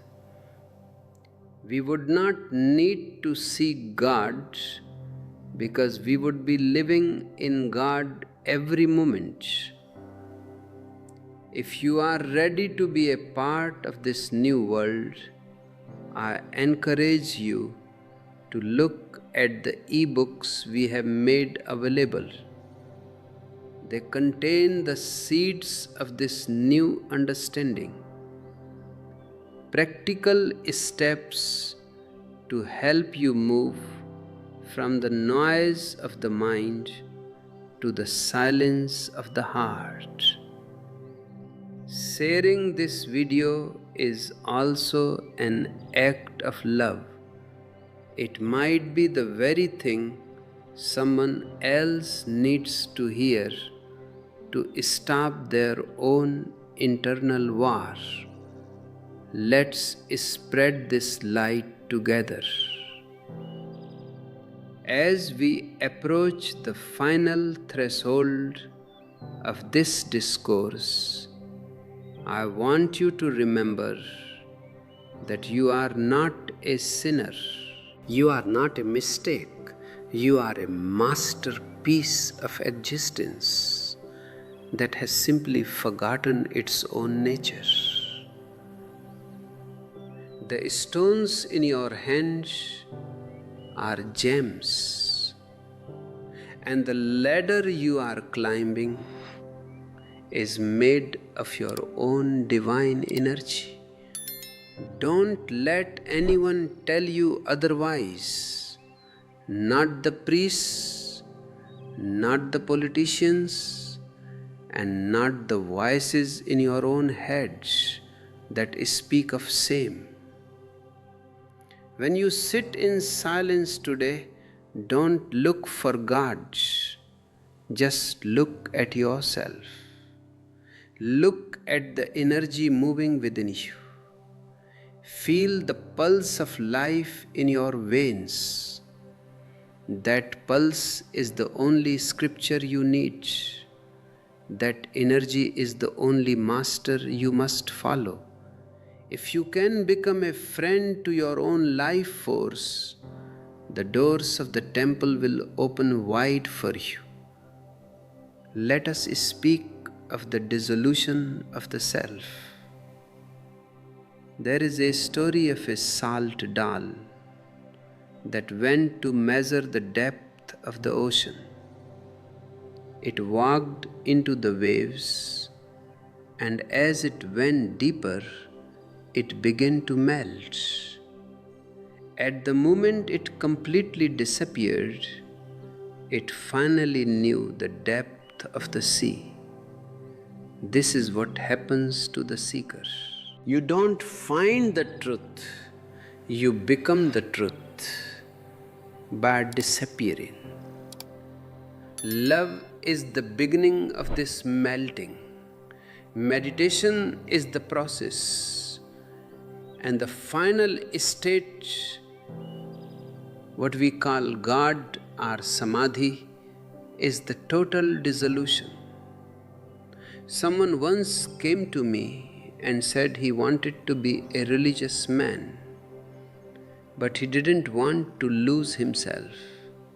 I told him that is like wanting to swim without getting wet.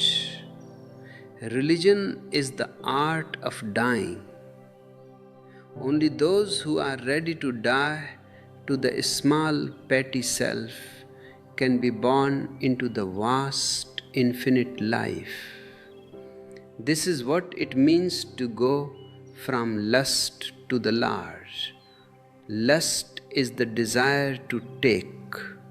The Lord is the state of having nothing to take because you have become everything. During these talks, someone approached the organizers and asked them to stop the lectures. He felt some people might strongly and loudly protest the discussion of such a topic in public. I told him it would be a better world if there were such brave people around. Where will you find a man who is so courageous that he will stand up at a public gathering and ask the speaker to stop his discourse? If such courageous people existed, then the glib and nonsensical talks delivered from high platforms would have stopped a long time ago. But they haven't stopped yet. I have been waiting for some brave man to get up and ask me to stop my talk. Then I could have discussed the subject with him in detail. Despite the fears of some, you have all listened quietly and patiently. This is a sign of a deep thirst. You are all very kind. I am grateful for your patient and peaceful attention. In conclusion, from my heart of hearts, I desire that the lust inside each of us may become a ladder with which to reach to the temple of love. That the sex inside each of us may become a vehicle to reach to super consciousness. Before we say goodbye, I want to invite you one last time to look at the join button. This is not just about supporting a channel. It is about building a new humanity. Your contributions through Super Thanks and our ebooks help us spread these seeds far and wide. If you have been touched by these words, leave a comment and tell us how your perspective on life has changed today. And finally, subscribe and share this light with the world. And finally, I bow to the Supreme enthroned in all of us. I see the light in your eyes, and I know that the journey has already begun. Don't look back. The ocean is waiting. The stars are waiting. You are the universe waking up to itself. I see that you are still here, still listening with that same intensity. This is a good sign. It means the seeds are falling on fertile soil. But do not just listen to my words, listen to the silence between them. That silence is where the real transmission happens. Words are just the packaging. The silence is the gift. And to reach that silence, we must understand the nature of the witness. We have talked about the energy of sex and its transformation. But how does one actually do it? The key is the witness. Most of the time, you are a doer. When you are angry, you are the anger. When you are lustful, you are the lust. You become identified with the emotion. The witness is the part of you that stands back and simply observes. It is like a mirror. A mirror reflects whatever comes before it. A flower, a fire, a beautiful face, or an ugly one. But the mirror itself remains unaffected. It doesn't become the flower, and it doesn't get burnt by the fire. This witnessing is the core of meditation. When you bring this quality of observation to your sexual energy, the energy begins to change its character. Usually, sex is a blind rush toward a goal. You are driven by a biological urge that you don't understand. But when you become a witness, you are no longer driven. You are aware. You see the energy rising. You see the tension building. And you see the mind's desire for release. And in that very seeing, the blindness of the energy disappears. It becomes conscious energy. If you are finding that this concept of witnessing is opening a new window in your mind, I encourage you to hit that like button. It helps this message reach more people who are tired of being driven by forces they don't understand. If you want to dive deeper into the specific practice of witnessing, our join button gives you access to more detailed guidance. And if you feel a sense of relief just knowing that you don't have to be a slave to your impulses, a super thanks is a wonderful way to support the continuation of this light. Imagine you are standing on the bank of a river. The river is flowing fast, full of debris, sometimes calm and sometimes turbulent. If you jump into the river, you are swept away by the current. You are fighting to stay afloat, gasping for air. But if you sit on the bank and just watch the water flow, you are at peace. The river is still there, the turbulence is still there, but you are not in it. You are the observer. Witnessing is the art of sitting on the bank of your own mind. The world is full of people who are trying to improve themselves. They want to be less angry, more loving, less sexual, more spiritual. But all this trying is just the ego in a new disguise. The witness doesn't try to change anything. It only observes. And the miracle is that through observation, the lower naturally drops away and the higher naturally emerges. You don't have to fight your lust. You only have to watch it. In the light of your awareness, lust begins to lose its heavy, dark quality and starts to turn into the light of love.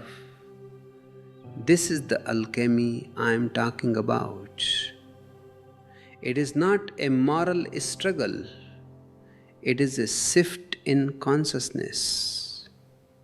For centuries, the religions have given you a to-do list of virtues.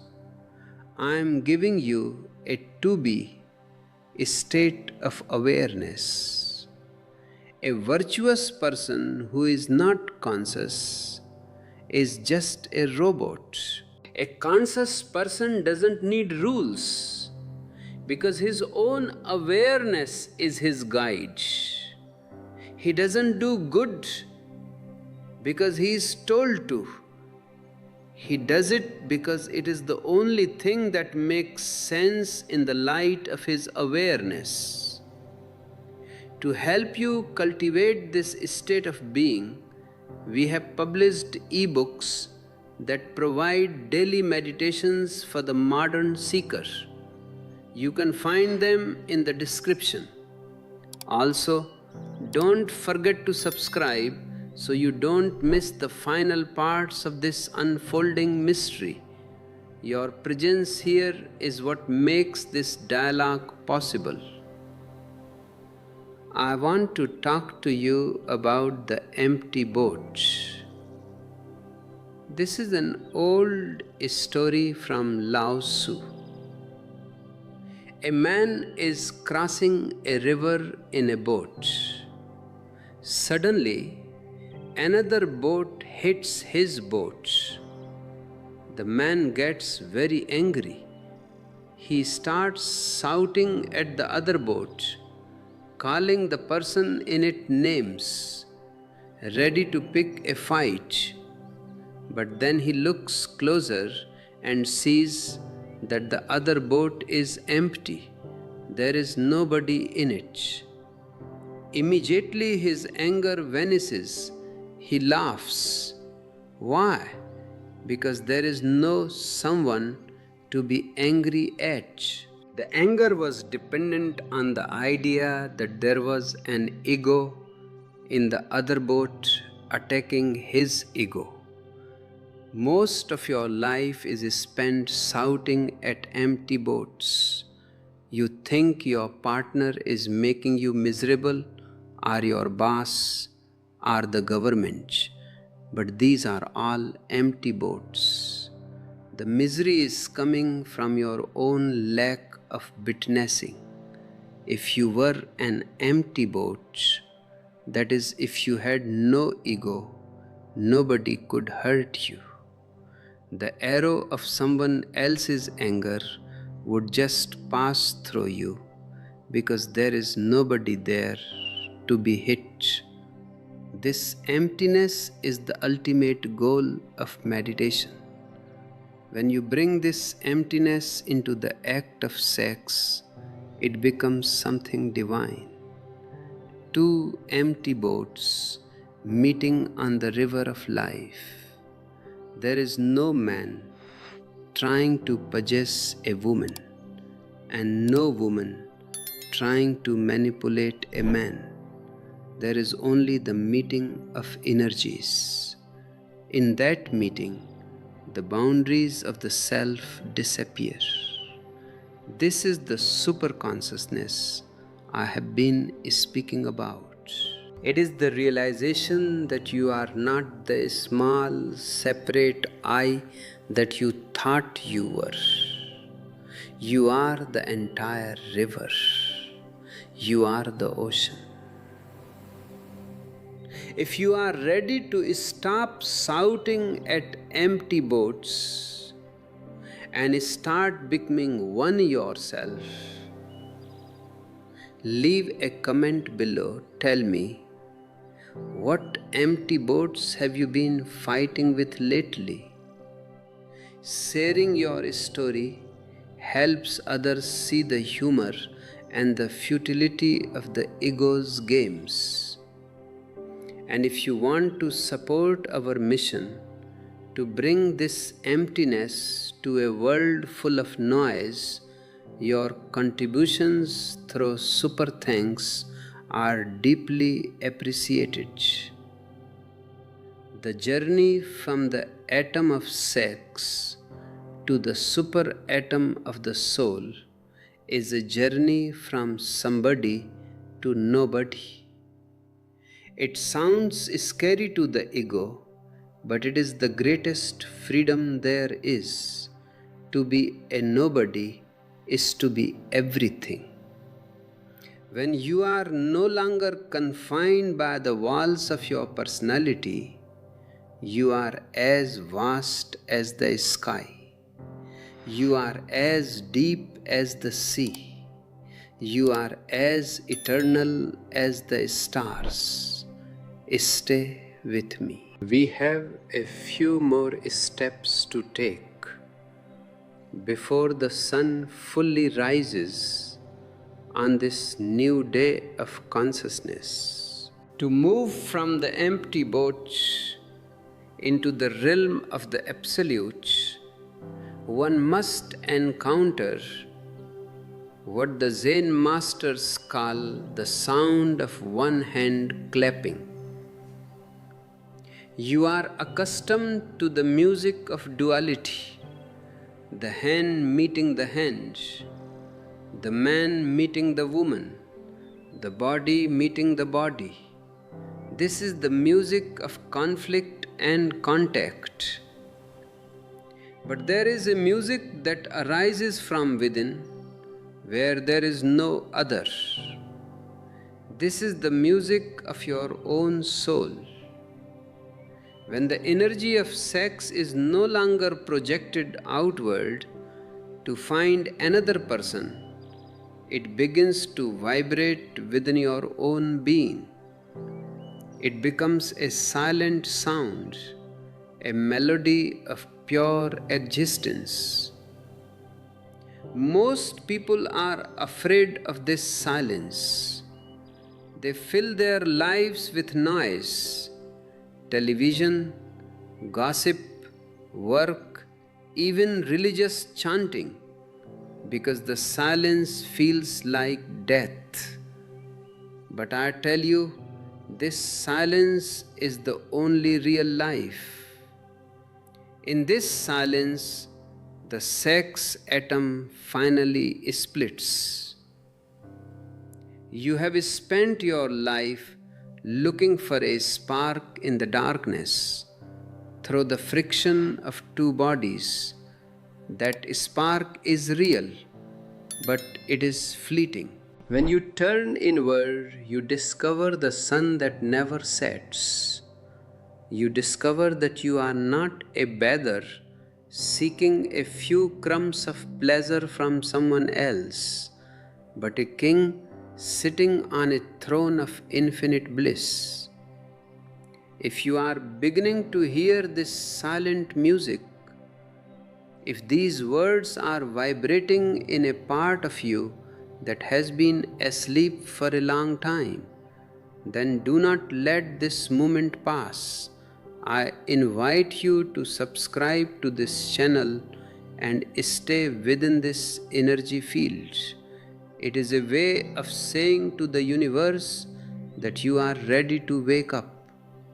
And if you feel that this work is helping to clear the path for your own awakening, consider a super thanks. It is not a payment, it is a way of participating in the flow of truth, ensuring that this lighthouse continues to shine for others who are still lost in the noise of the world. We have been taught that the mind is our greatest tool, but in the realm of the spirit, the mind is the greatest barrier. The mind is a collector of dead things, memories, facts, doctrines. It can tell you everything about the history of love, but it cannot make you feel love. Knowledge is a burden. Knowing is a celebration. To know is to be in a state of wonder. When a child looks at a flower, he doesn't know its botanical name, but he knows the flower. He is one with its beauty. As we grow older, we lose this capacity for wonder. We replace the flower with a word, and we replace the experience with a concept. The journey from sex to superconsciousness is the journey from the word back to the experience. It is the recovery of your lost innocence. When you are in the act of love, if you are thinking, you are not loving. You are just performing a biological function. But if the mind stops, if the thinker disappears, then for that moment you are a Buddha. My whole effort is to show you how to expand that moment so that it covers your entire life. I want you to walk, eat, and breathe in that same state of egolessness. This requires a new kind of laboratory, the laboratory of the inner world. In the physical world, we use microscopes and telescopes. In the inner world, we use the Agni Chakra, the center between the eyebrows. This is the third eye. It is not a physical eye, but a center of awareness. When your energy rises from the sex center at the base of the spine and reaches this point, your vision changes. You no longer see people as bodies, you see them as sparks of the divine. You no longer see the world as a collection of objects to be possessed. You see it as a play of consciousness. To help you activate these inner centers, we have developed a series of meditative guides and ebooks. They are designed to take you step by step through the process of energy transformation. You can find them in the description below. Also, If you want to be part of our more intimate circle of seekers, the join button provides access to deeper reflections and community support. By joining, you are helping to create a sanctuary for the soul in a world that has forgotten how to be silent. I want to share with you the parable of the 10 bulls from Zen. It describes the journey of the seeker. In the beginning, the man is looking for the bull, the self. He sees only footprints. Then he sees the bull's tail. Then he catches the bull and has to struggle with it because it is wild and strong. This struggle is the struggle with your own desires and your own ego. But eventually, the man tames the bull. He rides it home. And then a strange thing happens. The bull disappears. The man is left alone. And then the man also disappears. There is only an empty circle. This empty circle is the state of Sunya, nothingness. It is the ultimate goal. But the story doesn't end there. The final stage is the man returning to the marketplace, carrying a gourd of wine, laughing and talking with the common people. He is no longer a saint sitting on a mountain. He is a whole human being living in the world, but not of it. He has transformed his bull, his energy, so completely that he can now use it to bring joy to everyone he meets. This is my vision for you. I don't want you to renounce the world. I want you to transform yourself so that you can live in the world with a new quality of being. A man who has transformed his sex energy into love doesn't need to run away from women. He is the only one who can truly respect them. A man who has found his inner silence doesn't need to run away from noise. He can find the center of the storm and stay there untouched. If you are ready to tame your own bull and move toward that empty circle, leave a comment below. Tell me, where are you on this journey? Have you found the footprints, or are you still struggling with the wildness of the energy? Your honesty is the first step toward freedom. And if you have found value in this discourse, please share it with others. Let's help each other ride the bull home. The transformation of sex is not something you do to yourself. It is something that happens when you stop fighting yourself. The more you fight, the more you strengthen the enemy. If you fight lust, you become a lustful saint. Someone who is constantly thinking about what they are trying not to think about. But if you accept the energy, if you welcome it as a gift from the universe and simply watch it, the energy itself begins to refine. It's like a muddy pond. If you jump in to clear the mud, you only make it muddier. But if you sit quietly on the bank, the mud settles on its own and the water becomes crystal clear.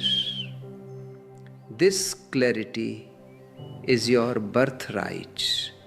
You were born with it and you will die with it. In between, you have simply covered it with the dust of the world.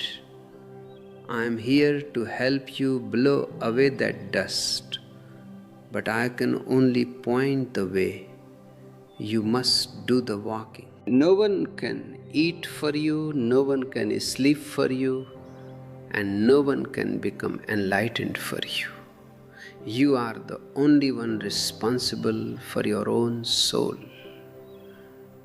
As we continue this exploration, keep your heart open. Don't let your mind say, I know this already. You don't know anything until you have lived it. Every moment is new, and every breath is a chance to start again. The sun is rising and the birds are singing. Can you hear the sound of one hand clapping in the middle of your own life? If you feel the urge to support this vision further, the super thanks and join options are always available. They are the energy exchange that allows this message to stay independent and pure. I am grateful for your presence, for your silence, and for your thirst. We are moving toward the final realization where the drop becomes the ocean. Stay with me. The best is yet to come. The ocean is not a place you reach. It is a quality you become. People often ask me, Osho, if we dissolve, if we melt like the salt dal, then what remains? I tell them, only the truth remains. Only the eternal remains. The you that you are so afraid to lose is just a bundle of memories, a collection of labels, a heap of borrowed thoughts. It is like a mask that has stuck to your face so tightly that you have forgotten the real face underneath. When the mask falls away, you don't become nothing in the sense of a vacuum. You become nothing. You become the vast emptiness that contains everything. This is the alchemy of the soul. We take the raw, wild energy of sex and we refine it. We heat it in the fire of awareness until it becomes the fragrance of prayer. Prayer is not something you do in a temple for 10 minutes. Prayer is a way of standing in the world. It is a state of constant gratitude. When a man and a woman meet in this state, their union is not a biological necessity. It is a spiritual explosion. They are no longer two bodies seeking a moment of relief. They are two souls helping each other to reach the heights of the divine. If you are beginning to feel the warmth of this inner fire, If you are ready to let the old mask fall away, then stay with us.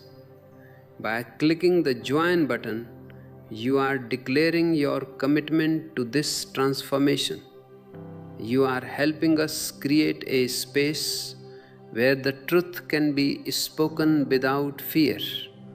And if you feel a deep sense of resonance with these words, a super thanks is a way to nourish this garden of consciousness.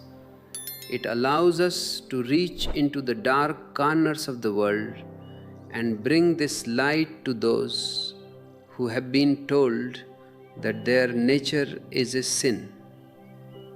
For thousands of years, the world has been divided into the worldly and the spiritual.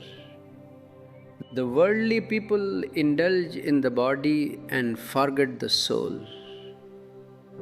The spiritual people torture the body and try to find the soul. Both are wrong. You cannot find the soul by fighting the body, and you cannot find the body by forgetting the soul. They are two sides of the same coin. I am teaching you a new way, the way of the Zorba, the Buddha. A man who can enjoy the world, who can dance and sing and love, but who also knows the silence of the mountain top. A man whose feet are on the earth, but whose head is among the stars. This new man is the only hope for humanity. The old man is a divided man, a sick man, a man at war with himself.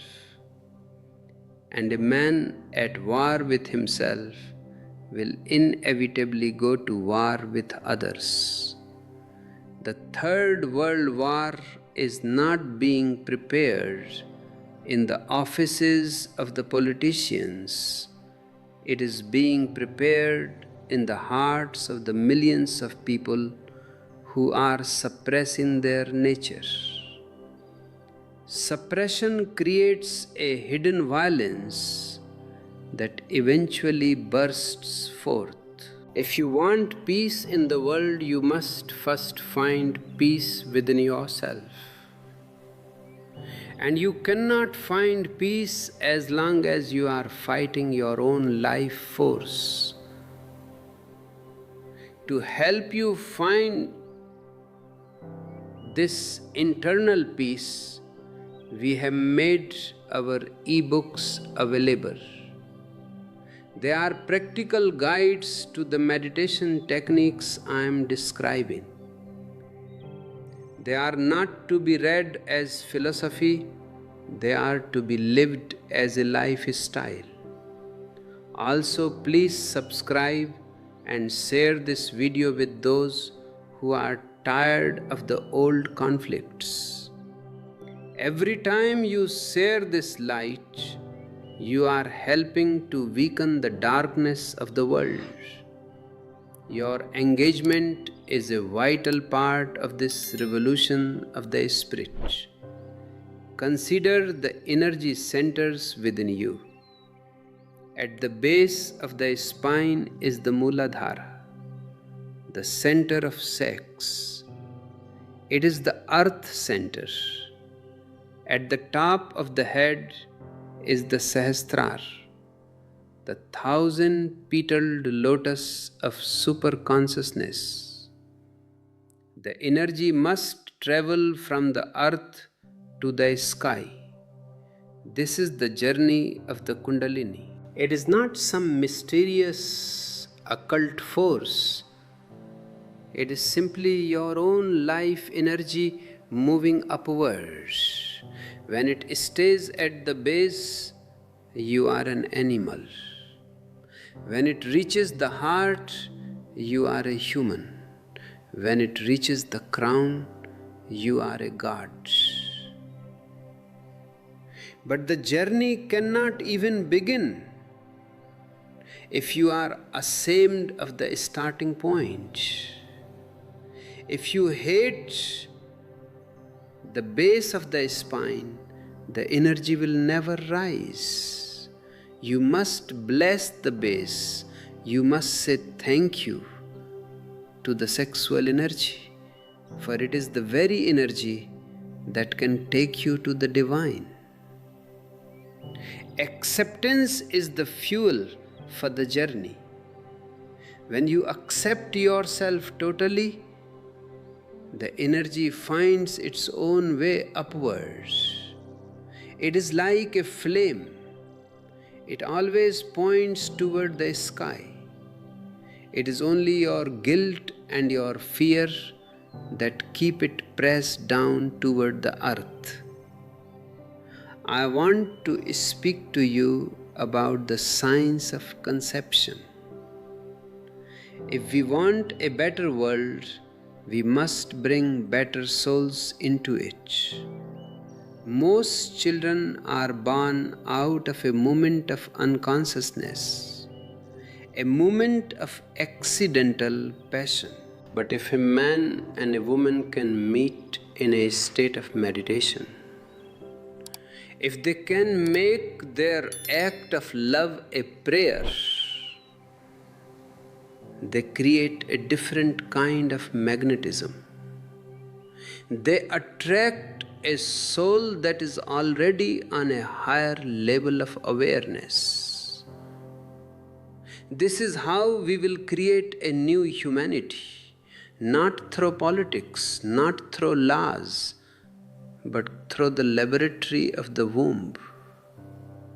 If you find this vision of a conscious humanity inspiring, leave a comment below.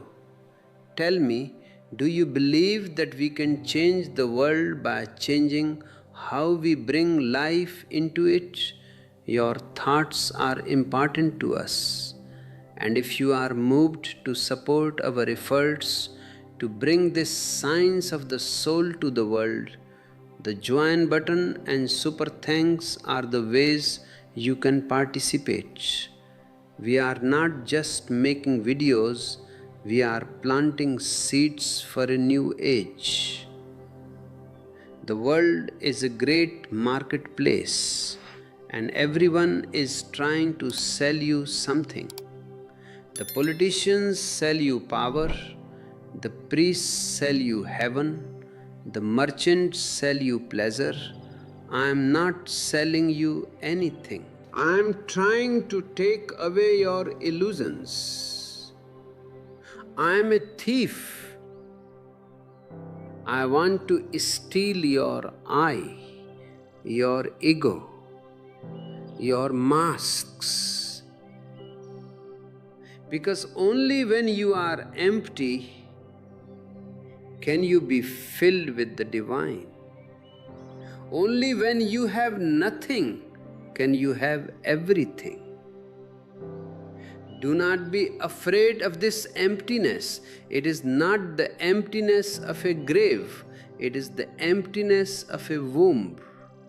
Something new is being born within you. Something that is not your parents, not your culture, not your religion. Something that is uniquely yours, your own authentic being. This is the super atom of consciousness. When it splits, the light that is released is so bright that it dissolves all the shadows of your life. You realize that you have never been born and you can never die.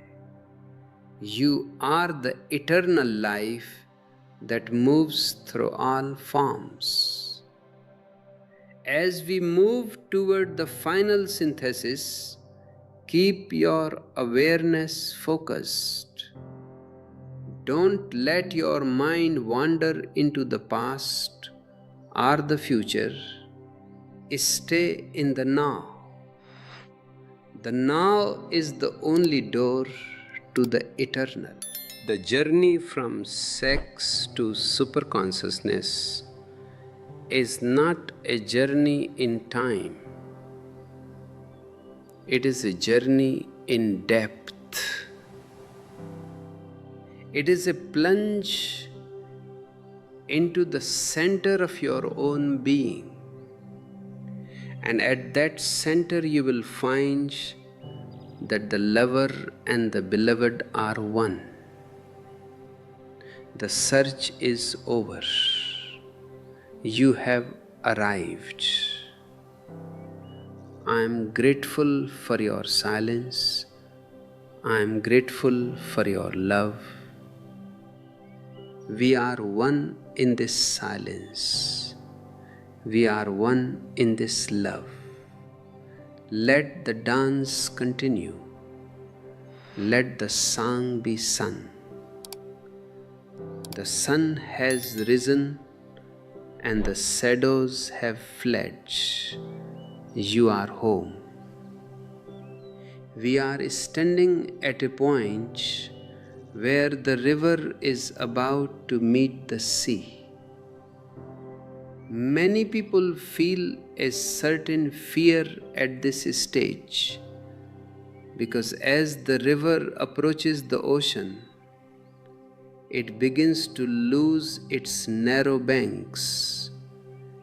It begins to lose its clear identity. For the first time, it feels the vastness, the saltiness, and the infinity of the deep. This is exactly what happens when your consciousness begins to expand beyond the limits of the body and the mind. You have lived so long within the boundaries of I am this person, I have this name, I have this body, that the prospect of becoming the all feels like a kind of death. But I tell you, it is the birth of the real. If you are feeling this expansion, if you are ready to let the small self dissolve into the infinite, then I invite you to stay connected with us. If you haven't yet, please subscribe to this channel and turn on the notification bell. We are building a community of souls who are not afraid to lose their boundaries. If you feel that this work is providing you with the nourishment you need for your inner journey, you might want to consider the join button. Becoming a member is a way of supporting this sanctuary of truth.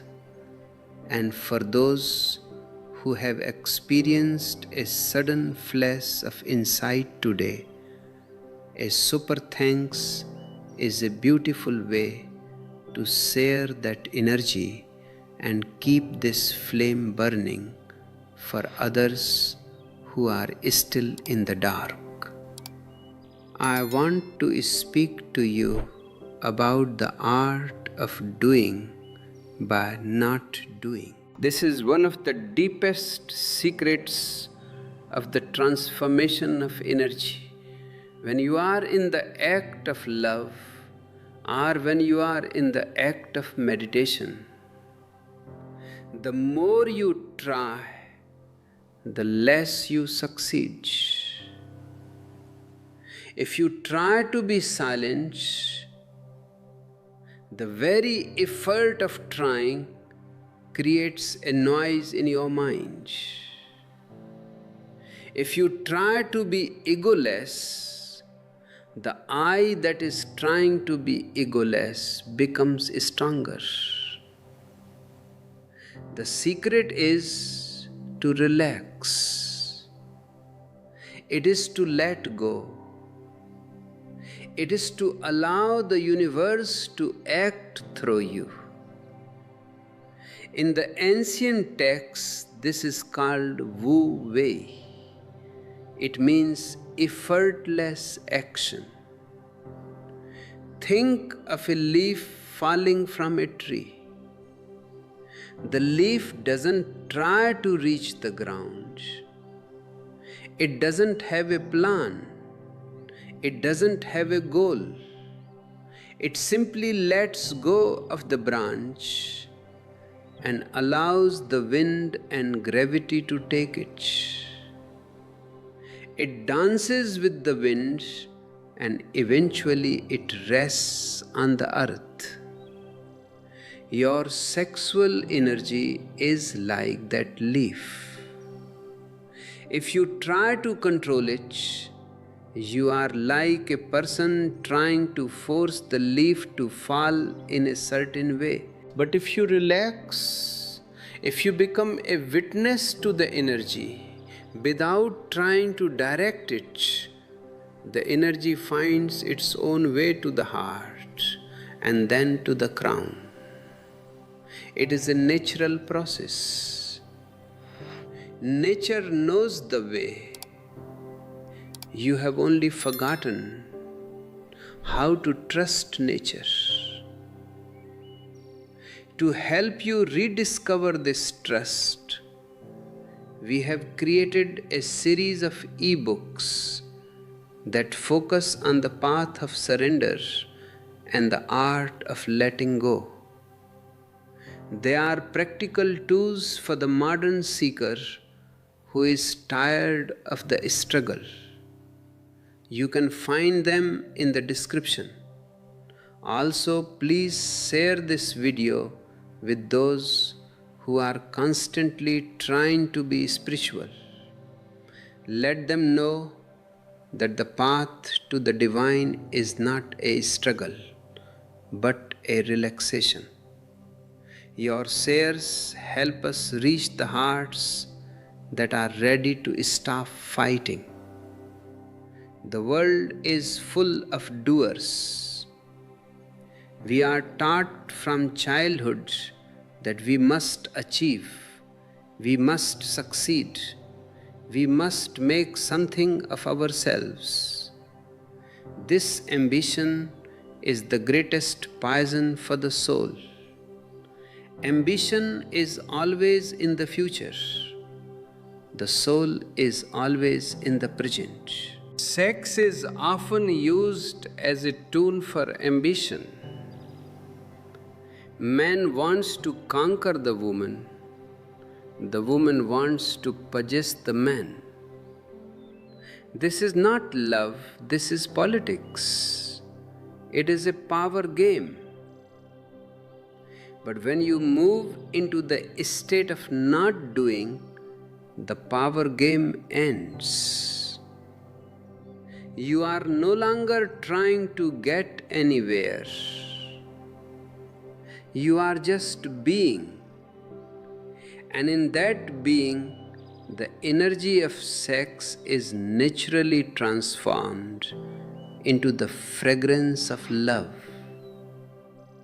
This love is not a relationship.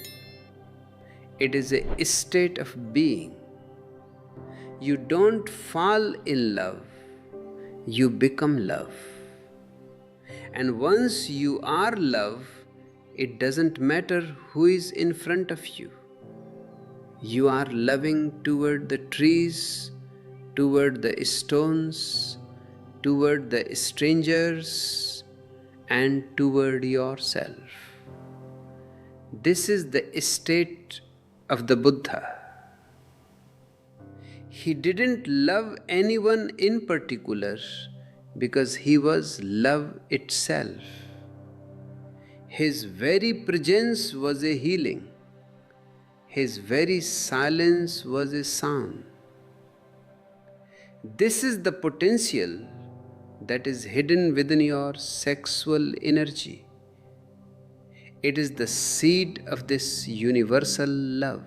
If you find this vision of a life lived in effortless love inspiring, leave a comment below. Tell me, Can you feel the difference between trying to love and simply being love? Let's explore this together.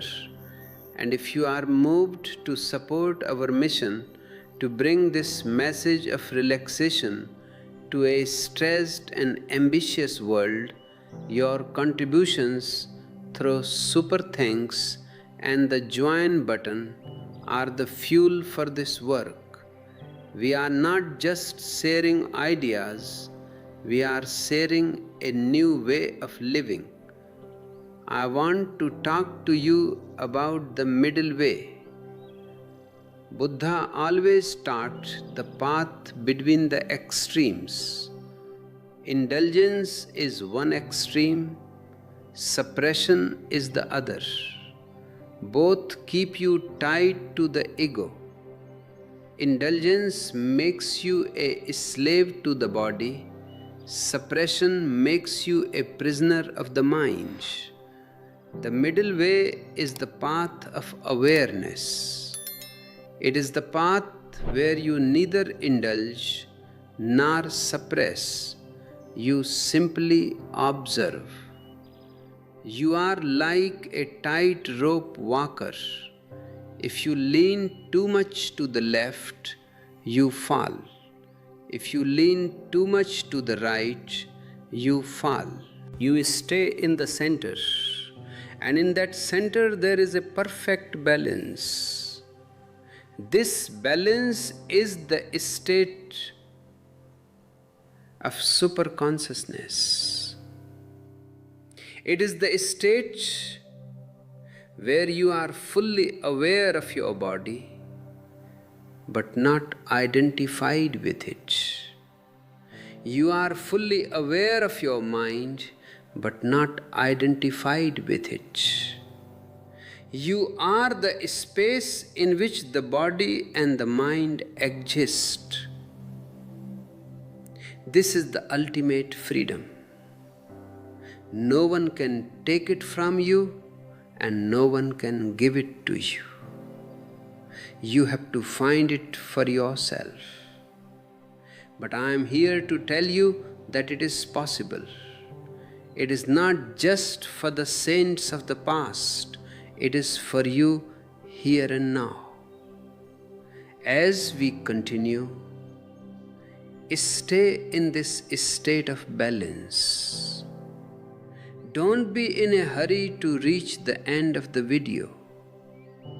Don't be in a hurry to reach the end of your life. Every moment is a completion in itself. The flower is complete at every stage of its growth, as a bud, as a blooming flower, and as a falling petal. You are also complete at every moment. The journey from sex to superconsciousness is not a journey from incomplete to complete. It is a journey from the awareness of your completeness at the lower level to the awareness of your completeness at the higher level. Keep your heart open and your mind still. We have more to explore, more depths to plunge into. The sun is high in the sky and the world is beautiful. Can you feel the divine in the air you breathe? Can you see the light in the eyes of the people you meet? This is the world of the new man, and you are the pioneer of this new world. I bow to the Supreme that is living and breathing within you. Let us take the next step together with grace and with love. The completeness I speak of is not a static state. It is not like a stone. that just sits there, finished. It is like a fountain that is always full and always flowing. It is a dynamic balance. I want you to understand this concept of the new man, what I call Jorba the Buddha. For too long, humanity has lived in halves.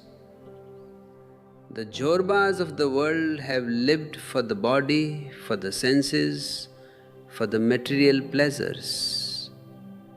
They have eaten, drunk, and made merry, but they have remained hollow inside. They have felt the bitterness of death because they have never found that which is immortal. On the other side, the Buddhas of the world have lived for the soul, for the silence, for the beyond. They have renounced the world. They have closed their eyes to the beauty of the earth, and they have become dry like a desert. I want you to be both. I want you to have the roots of a Jorba and the wings of a Buddha. I want you to be able to enjoy the juice of a pomegranate and the silence of the moon. I want you to be able to love a human body with total passion and to love the divine with total surrender. There is no conflict between the two. The conflict is only in your mind. If you are a Jorba, you are the foundation. If you are a Buddha, you are the peak. A peak without a foundation is impossible, and a foundation without a peak is a waste. This is the synthesis that will save humanity. This is the only way to transform the energy of sex into the light of superconsciousness. If this vision of the whole man, the Jorba Buddha, stirs something deep within your soul, then you have found your tribe. I invite you to subscribe to this channel and become a part of this global movement of awakening. We are not interested in creating more followers or believers. We are interested in creating whole human beings.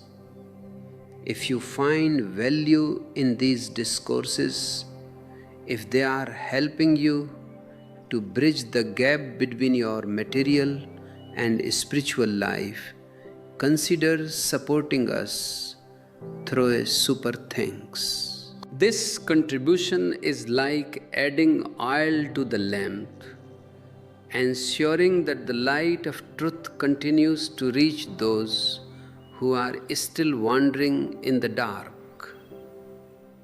And for those who are ready to take a deeper plunge into this alchemy, the join button offers a way to participate in our inner circle.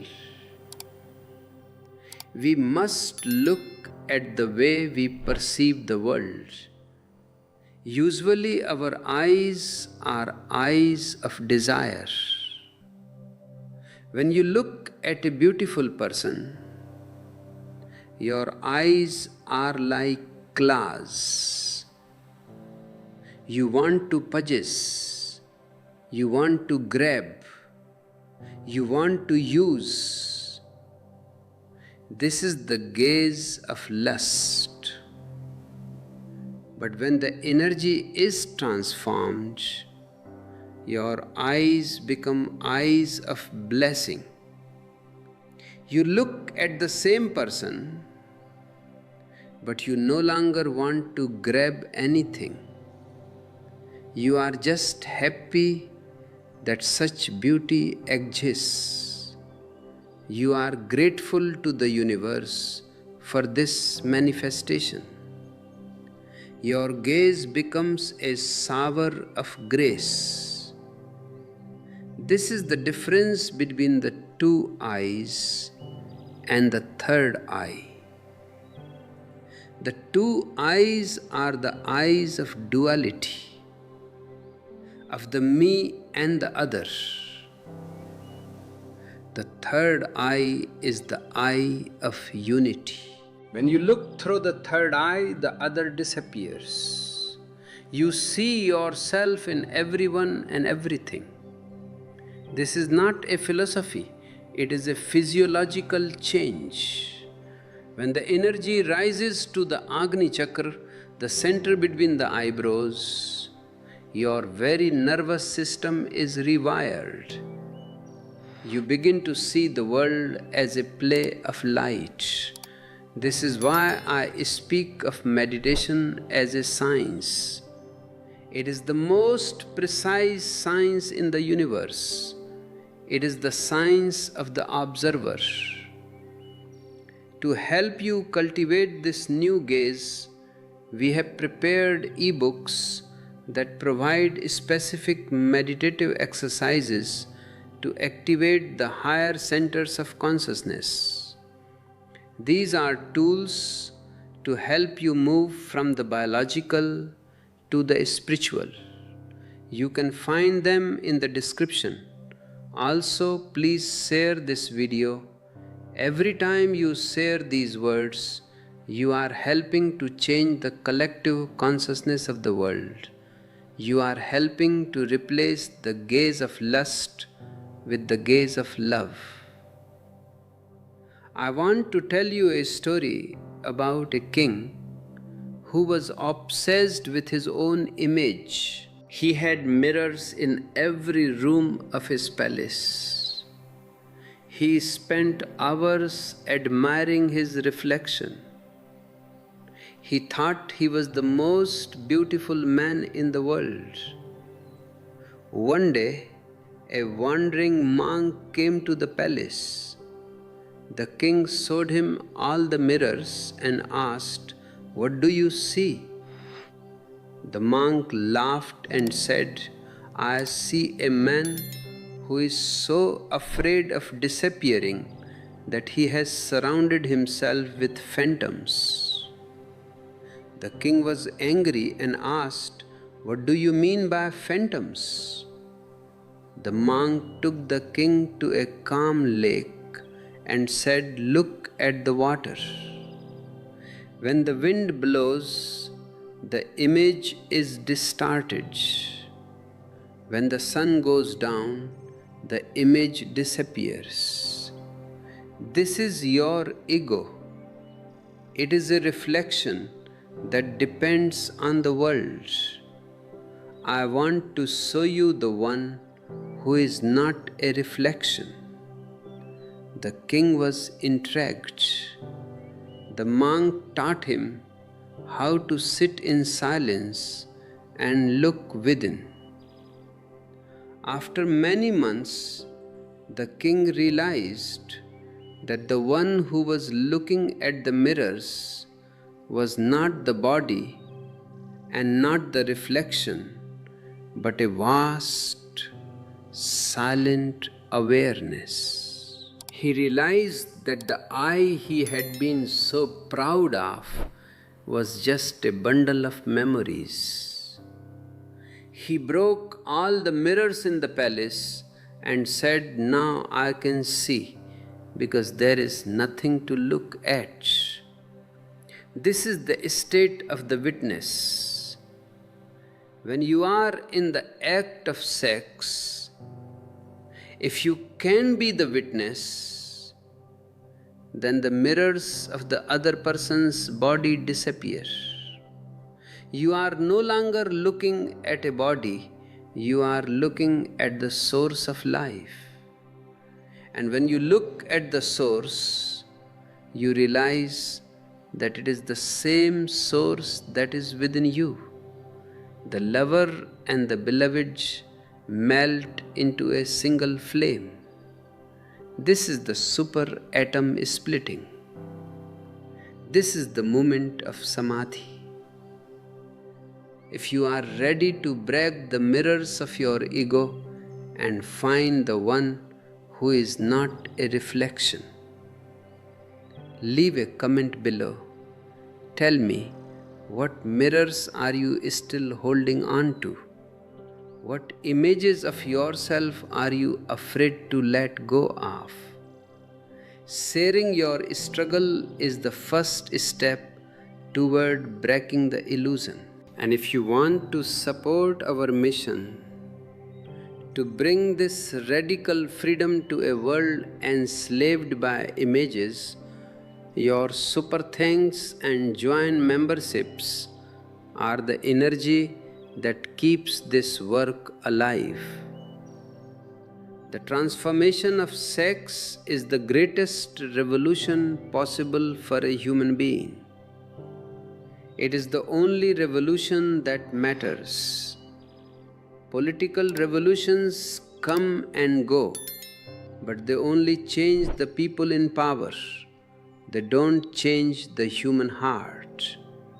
Only a spiritual revolution can change the heart. And it begins with the most basic energy you have. Don't let the moralists tell you to hide your sex. Don't let the pornographers tell you to waste it. I tell you to use it. Use it as a ladder. Use it as a fuel. Use it as a prayer. As you move through your day, remember that you are a temple. Every breath is an offering. Every act is a ritual. If you can live with this awareness, then there is no need for any other religion. You are the religion. You are the truth. You are the way. The sun is setting now, but within you a new sun is rising. Can you feel its warmth? Can you see its light? This is the light that knows no shadow. This is the light of the superconscious. Stay in this awareness. We are reaching the final crescendo of our symphony. The silence is getting deeper and the heart is getting fuller. I bow to the divine within you. The sun that rises within you does not just illuminate your own path. It becomes a lighthouse for the entire world. When your energy is transformed from sex to superconsciousness, you become a center of gravity. People are drawn to you not because you have something to sell, but because you have something to give. You have found the secret of being, and that secret is contagious. This is how the real revolution happens, one heart at a time, one soul at a time. It is not about changing the system. It is about changing the human being. If you are feeling this light growing within you, if you are ready to be a carrier of this new consciousness, then I invite you to join our journey.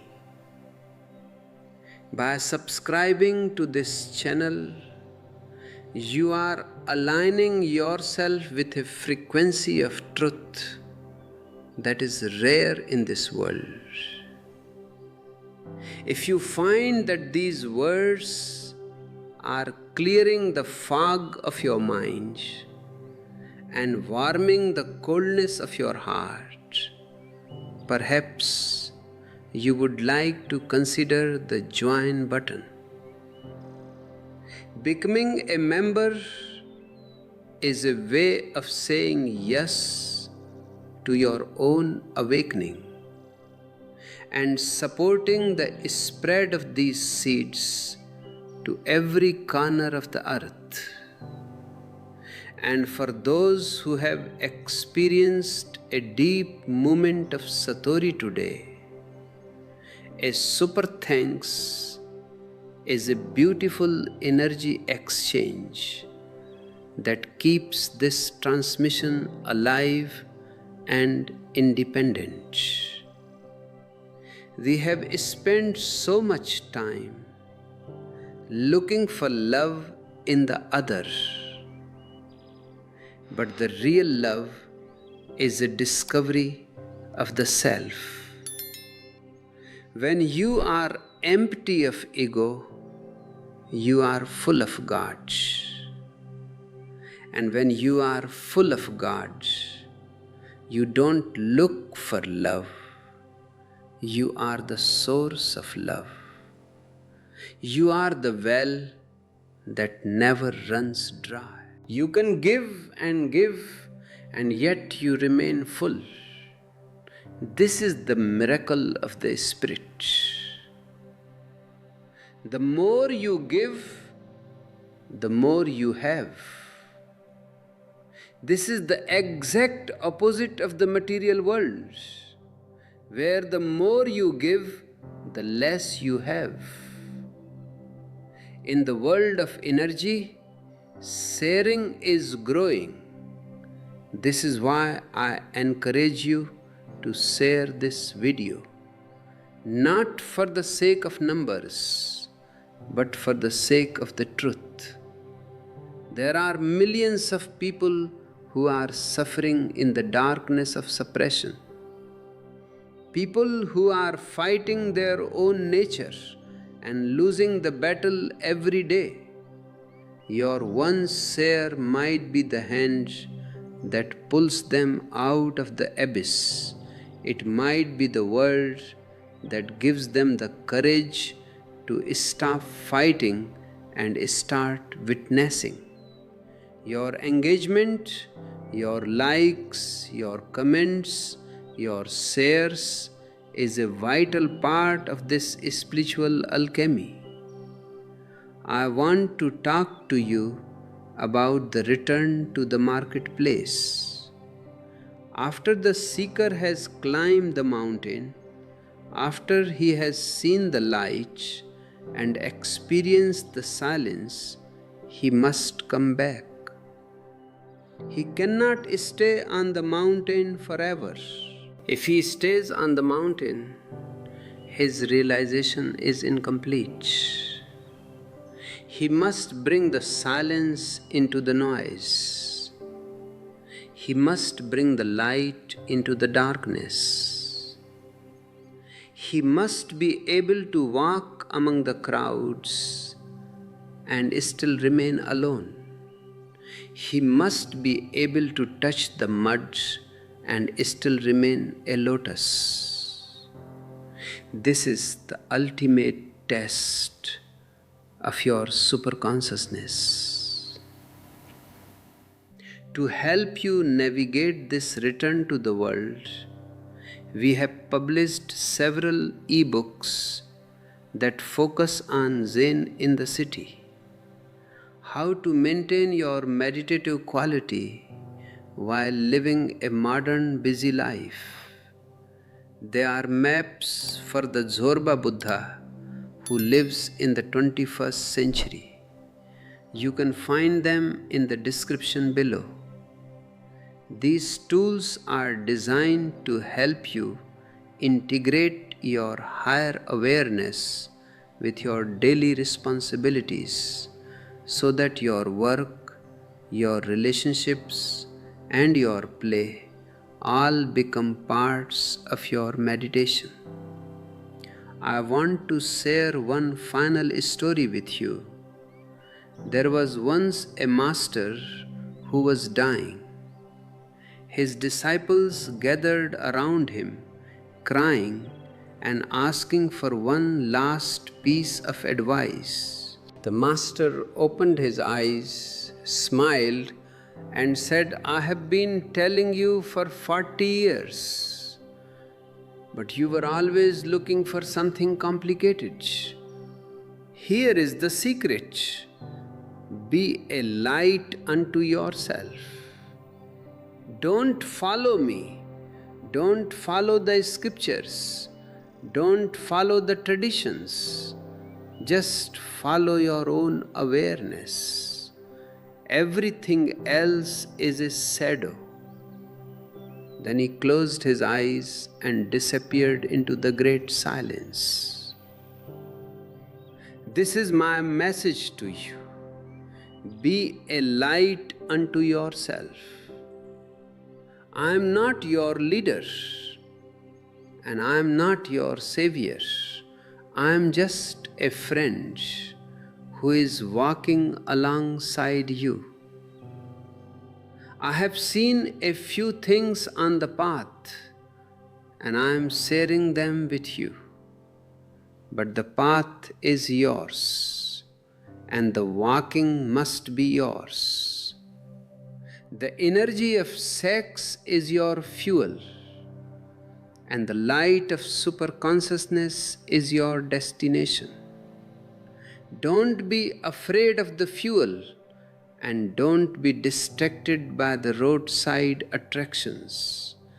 Keep walking until you reach the center of your own being. If you are ready to be your own light, leave a comment below. Tell me, what is the one thing you are going to change in your life starting today? Your commitment, witnessed by this community, has power. And if you have felt the presence of the Master in these words, your super thanks and join memberships are a way to honor that connection and keep this fire burning. The journey from sex to superconsciousness is not a long one. It is only as long as the distance between your head and your heart. It is the shortest journey and the most difficult one. But it is the only journey that brings real fulfillment.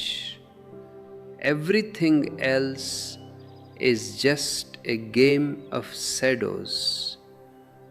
I am glad you have been with me on this walk. I am glad you have listened with such patience and love. Now the time has come to close this chapter of our dialogue. But the silence doesn't end here. The silence is always there, waiting for you. Whenever you feel lost, whenever you feel divided, just close your eyes and return to the silence. Return to the source. The ocean is calling, and you are the river. Melt into the deep. Be one with the all. I see the divine in you. I see the Buddha in you. I see the infinite potential that is waiting to bloom. Don't settle for anything less than the stars. You are a masterpiece of the universe. Live like one, love like one, and finally disappear like one into the eternal light. Thank you for being here. Don't forget to subscribe and stay in this flow. We are one. We have always been one. We will always be one. Goodbye, my friends. I leave you in the silence of the heart.